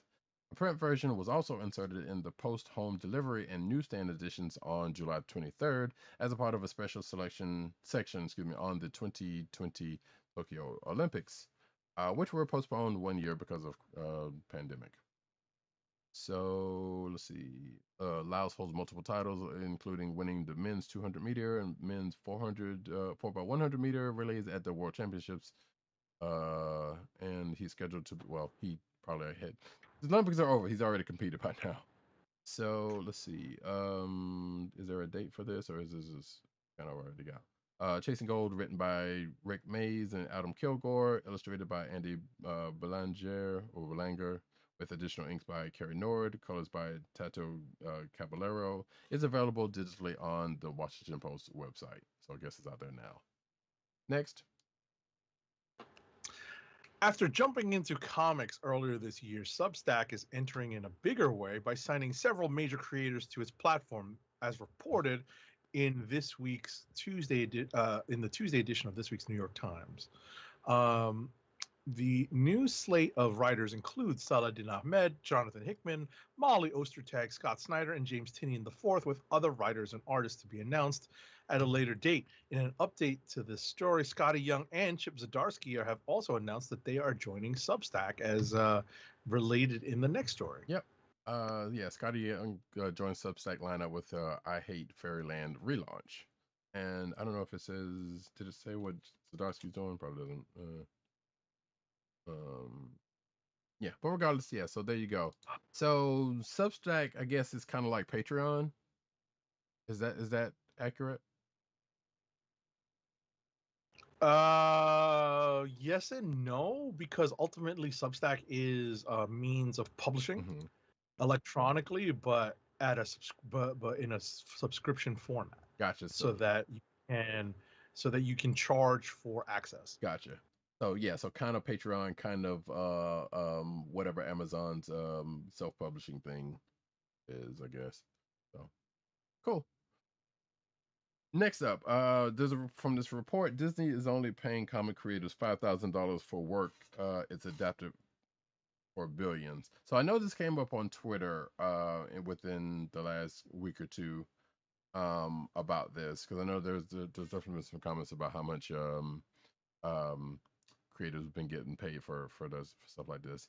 But it says here, behind each and every one of Marvel's and studios and DC Entertainment's comic book adaptations are teams of comic book creators whose ideas laid the groundwork for what will eventually become films and TV shows, powering the mega corporations' respective multi-billion-dollar entertainment franchises.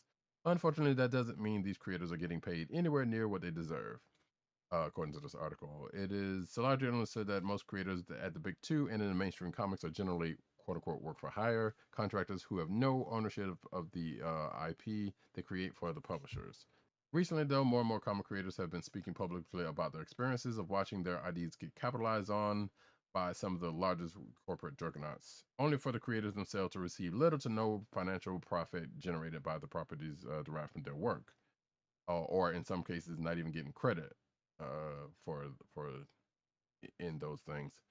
So yeah, there's been multiple stories about comic creators getting the cold shoulder from both companies and the film studios they've been connected to. New report from The Guardian lays out details on how the situations at Disney, Marvel, and DC Warner Brothers AT&T have been particularly galling.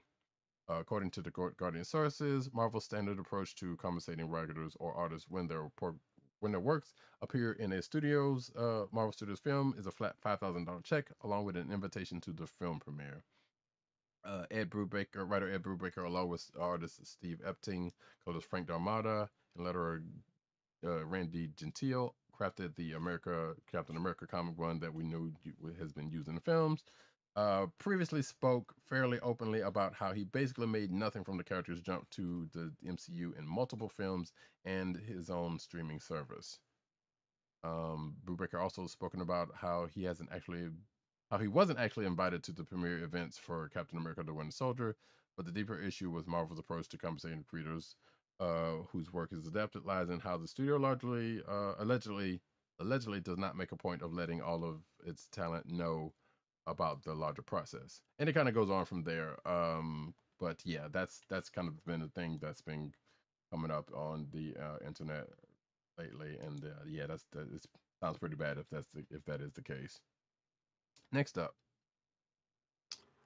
In the same article, acclaimed author Ta-Nehisi Coates offered his thoughts on how comic creators are financially acknowledged by these major film studios after their works are adapted into blockbuster franchises. And he essentially goes on to say that studios should do better by comic creators just because, quote, just because it's in a contract doesn't make it right, he said. If he has some kind of leverage over you, he can get you to sign a contract to F you over. It's just legalist. And I agree with that. Mhm. That's just life. Yeah, totally. 2 years will remain civil, in Captain America Iron Man #1. The dynamic duo of the Marvel Universe, Captain America and Iron Man, will be starring in their own team up comic book this November. Brought to you by the acclaimed creative team Derek Landy and artist Angel Unzeta. Captain America Iron Man will be the first of its kind series, taking the two of Marvel's A-listers on an epic adventure that will explore the pair's fascinating dynamic and history as they go up against a mysterious new threat from Hydra. So this is basically the Batman Superman of Marvel. So they said November, so there you go. Next up, it looks like November 24th.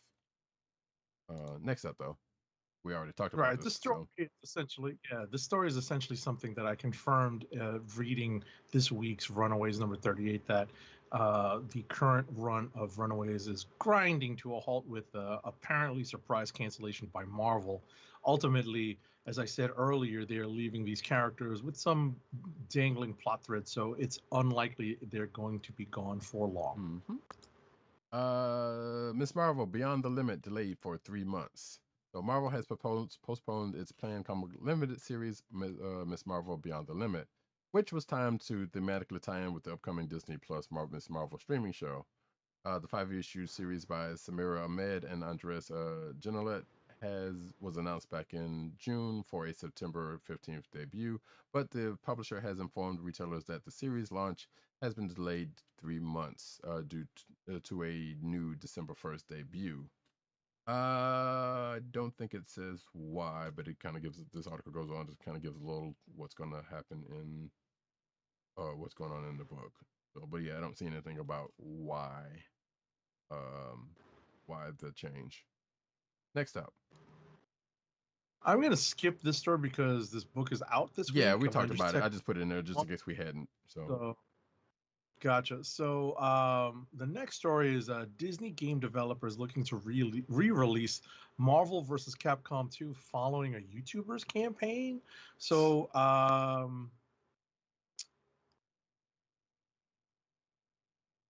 fighting game YouTuber Maximilian Dude's campaign to re-release Marvel vs. Capcom 2 is acknowledged by the studio behind the Disney game re-releases. So so this this YouTuber started a campaign called hashtag free MVC2 to garner support to re-release the crossover game onto modern I guess console systems. This ended up catching the attention of a studio head of Digital Eclipse who would be happy to support the project. Digital Eclipse is a game studio focused on gaming preservation, including the porting of older video games to modern systems.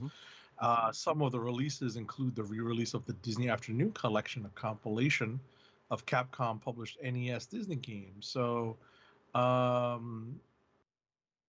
it seems that Digital Eclipse's focus and previous partnerships seem to have been between Capcom and Disney. So it seems like Marvel vs. Capcom 2 is possible for most fans. And Mike Mika, the studio head of Digital Eclipse, agreed in the tweet that he hears the support and would be thrilled to remaster MVC2. Right. Okay. Obviously, it's part of that is out of his hands because still the other two parties in that situation got to come together for it. So I would love to see it too because MVC2 is great. But we'll see. And yeah, people know Maximilian Dude. If you've been on Twitch and you like fighting games, I'm sure you would have come across that dude. I mean, I still have my copy. I think I still have a copy myself, actually. So, but still, I mean, just for updated for folks who don't still have that copy or whatever case may be, and for fighting game, for like showing up at Evo. MVC2, right? MVC2 was that out on PS2? I want to say yes. If probably PS2, PS3, probably both platforms. Yeah. Yeah, no, but in terms of its original disc, I believe I think it was so. out on PS2. Yeah, I believe you're And right. I think I still have my original disc and to go with my PS2. So, but I also think I bought the digital copy for PS3. PlayStation 2, Dreamcast, Arcade, PlayStation 3, Xbox 360. Yeah. So yeah. But yeah, it's been around. Beast Kingdom reveals collectible Harry Potter wand pins. So yeah, there's some for Harry Potter folks, which I know we have some in the audience, and maybe even on this panel. Yeah, they're $14.99 each, and you can order them now. They're like 12 inches tall. There's 6 wands. In the ones you would expect from characters from Harry Potter, and you can see them right there if you are so interested if you're watching the video version of this here podcast. Next. Jason Bischoff, the former director of global consumer products at Sabine Brands or Saban Brands, I think it's actually pronounced, has revealed a pitch and concept art for a Power Rangers game that never was, called Project Nomad, a AAA open world co-op game that was more or less a Batman Arkham Ranger style game. Okay. He shared the pitch on Twitter for a game that would capture the Power Rangers in that type of environment. Oh. Interesting. Speaking of Power Rangers and Teenage Mutant Ninja Turtles crossover to kick off Power Month. So apparently, it's Morphin time from Dino Fury back into the original. So these are figures, based with in a crossover from Mighty Morphin Power Rangers and the Teenage Mutant Ninja Turtles. If you're watching the video, you can see me floating through a couple of images from it, which shows turtles dressed up. Well, yeah, basically turtles dressed up in Power Rangers gear with their shells in the back. So there's a Black Ranger and a Blue Ranger one with the original weaponry. And yeah, that's kind of cool. They're going to be available for pre-order at GameStop and to ship 2022. Retail price $52.99. Oh wait, it says available. Oh yeah, available. So it's already available right now to pre-order, but it's coming out next year. Next. Next up, Superman 78 artist Wilfredo Torres says that when he was looking for inspiration for the comic's take on the classic Superman villain Brainiac, he turned to an era-appropriate movie star, the late, great Yul Brynner. So yeah, that was his inspiration. I feel like, and even like back in the Justice League version of Brainiac, or I feel like that was probably the case. But you know, who's to say? But that's good. So let it be written. So let it be done. Exactly. Robin comes out as bisexual in Batman comic after 81 years, according to Hollywood Reporter. Oh God, that's a bit hyperbolic. I know. Man. That's why I didn't want to go with this particular article, but the other one was like the New York Post. So, Jesus. but I'm seeing it like that's kind of ridiculous. But regardless, I believe that's from what, last week's or this week's Batman Urban Legends. It's this Yeah, week. so this week's so basically Tim Drake, the third Robin, comes out, well, realizes, according to this article, realizes he's bi in the newly released Batman Urban Legends. And yes, this has picked up some steam on the Twitters, of course. It says here, in the comic, Tim Robin has a light bulb moment when fighting alongside his friend Bernard Dowd. And it goes on from there, and I think he kind of gets the nerve up to go to ask Bernard on a date or something like that. I can't remember, but regardless, I don't know. I'll read this later because I don't want to go because I was when I saw this, I was interested to see how they played it, but you know, like I said, I didn't want to spoil myself on it. So there you go. It's out there, and so is Tim. Ha ha. Oh no. So we welcome Tim to the bisexual community. There you go. Next. Alrighty, the 5 collective Robins unite in a new title to hunt down Batman's first, apparently secret, sidekick. This is a new story. I gotta open the article to see when that's supposed to be coming out. Oy. Wait, did I not put? I thought I put it in there, but November 16th. Scrolling. Yeah, it's due out November 16th. Stay tuned for the full November 2021 solicits. It's coming soon. Boop. Robin and Batman Chronicles Dick Grayson's quote unquote year one origin, which I could have sworn they've done that. Dick Grayson had began his crime fighting career as the first Robin. We all know this, but apparently, thanks to the last one, he might not have been the first one. Then he retired for the Nightwing. DC is now taking a look back at Dick's year one story as Robin in a new miniseries. Which again, I could have sworn they did a Robin year one with Dick Grayson already, but okay. Anyway, CBR has the exclusive details and the first look at Robin and Batman, a 3-issue miniseries from Eisner-winning creative team of Jeff Lemire and Dustin Nguyen. This will be the first series for the duo after completing their run on Descender and Ascender.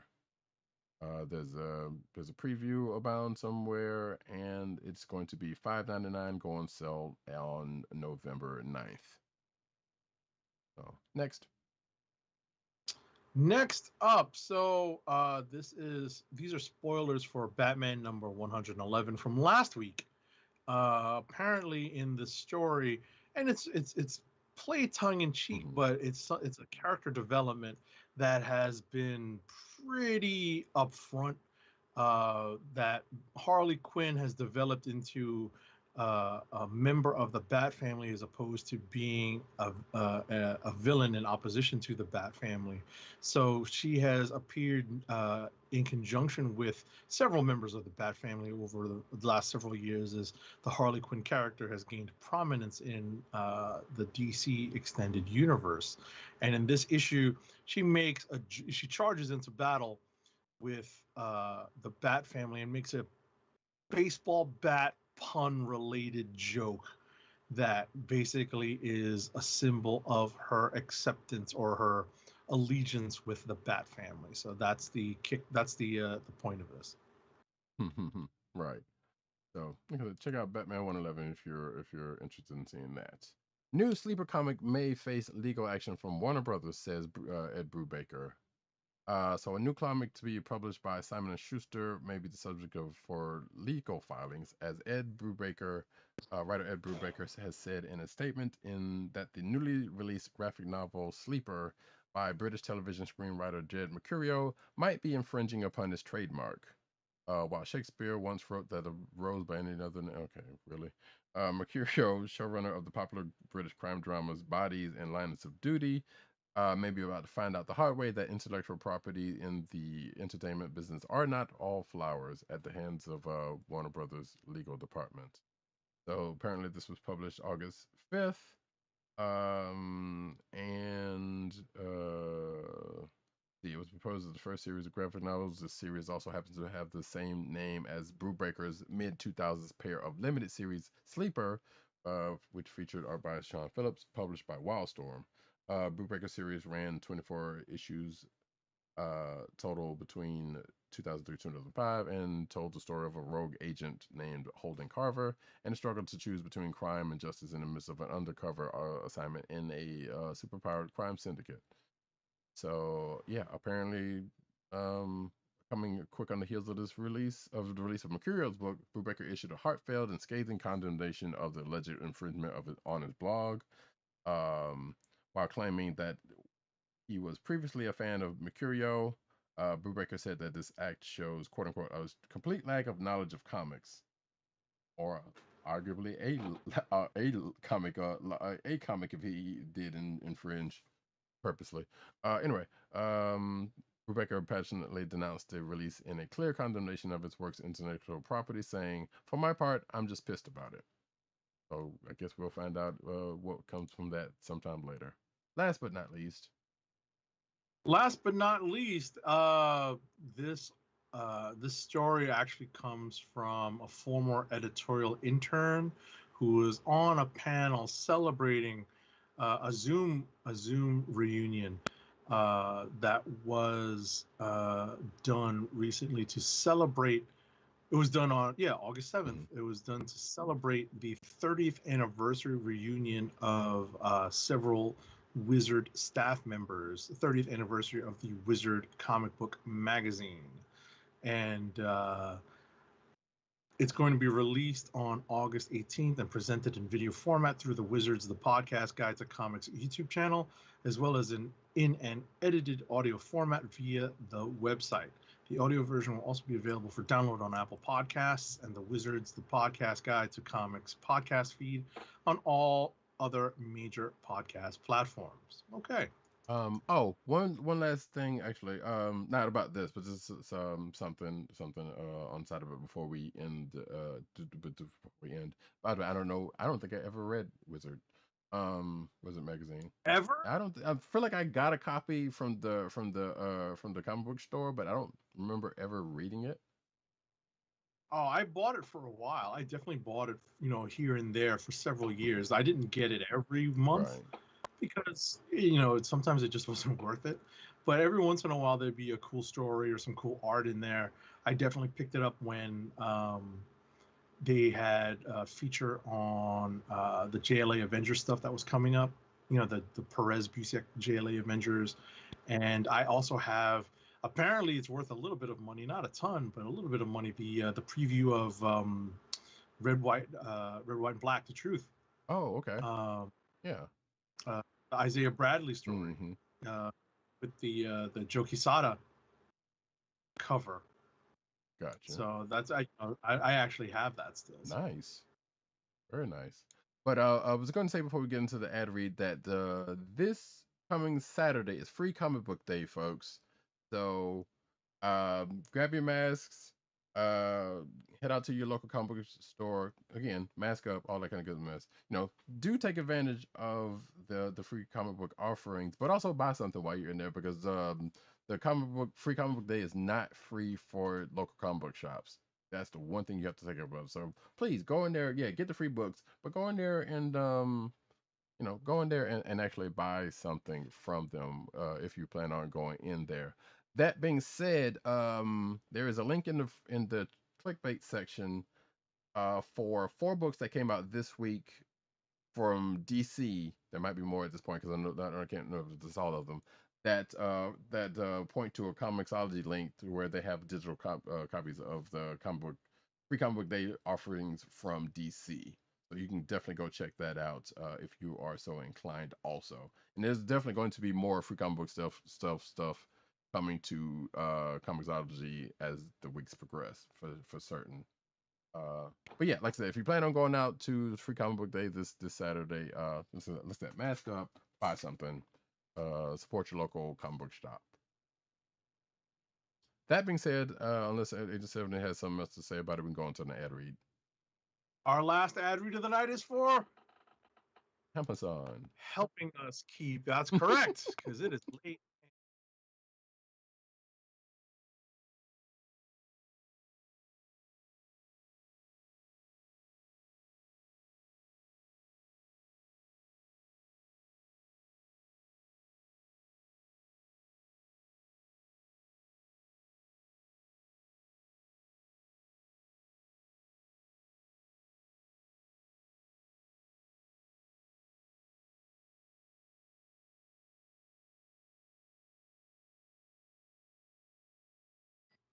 Boy, we should start late more often.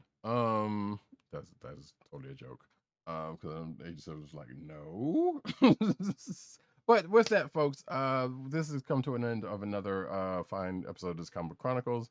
Again, we will have another, not necessarily a recap, but impressions on the next episode of What If next week, along with other fine comic book offerings.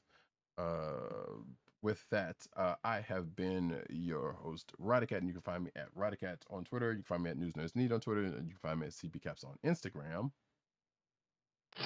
Your other host, Agent underscore 70, you can find him at Agent underscore 70 on Twitter and Instagram.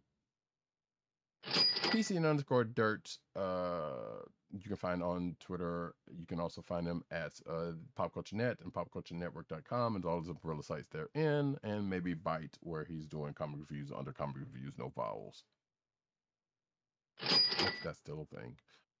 Tim, DOGG98 on Twitter, the Osiris of this ish. You can find him also on Twitter at CBChron, which is the Comic Book Chronicles Twitter account. You can also find him at the Click Nation on Twitter. That's DKLIQNATION, all one word.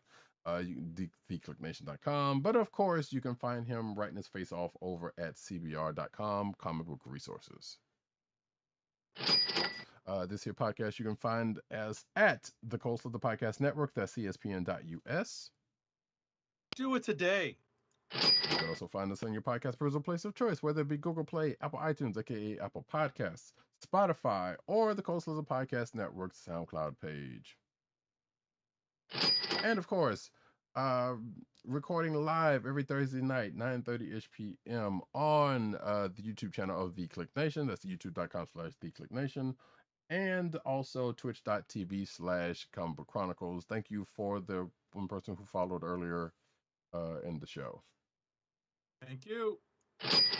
And with that, folks, this has been the Comic Book Chronicles. Peace. Peace. One. Wakanda forever!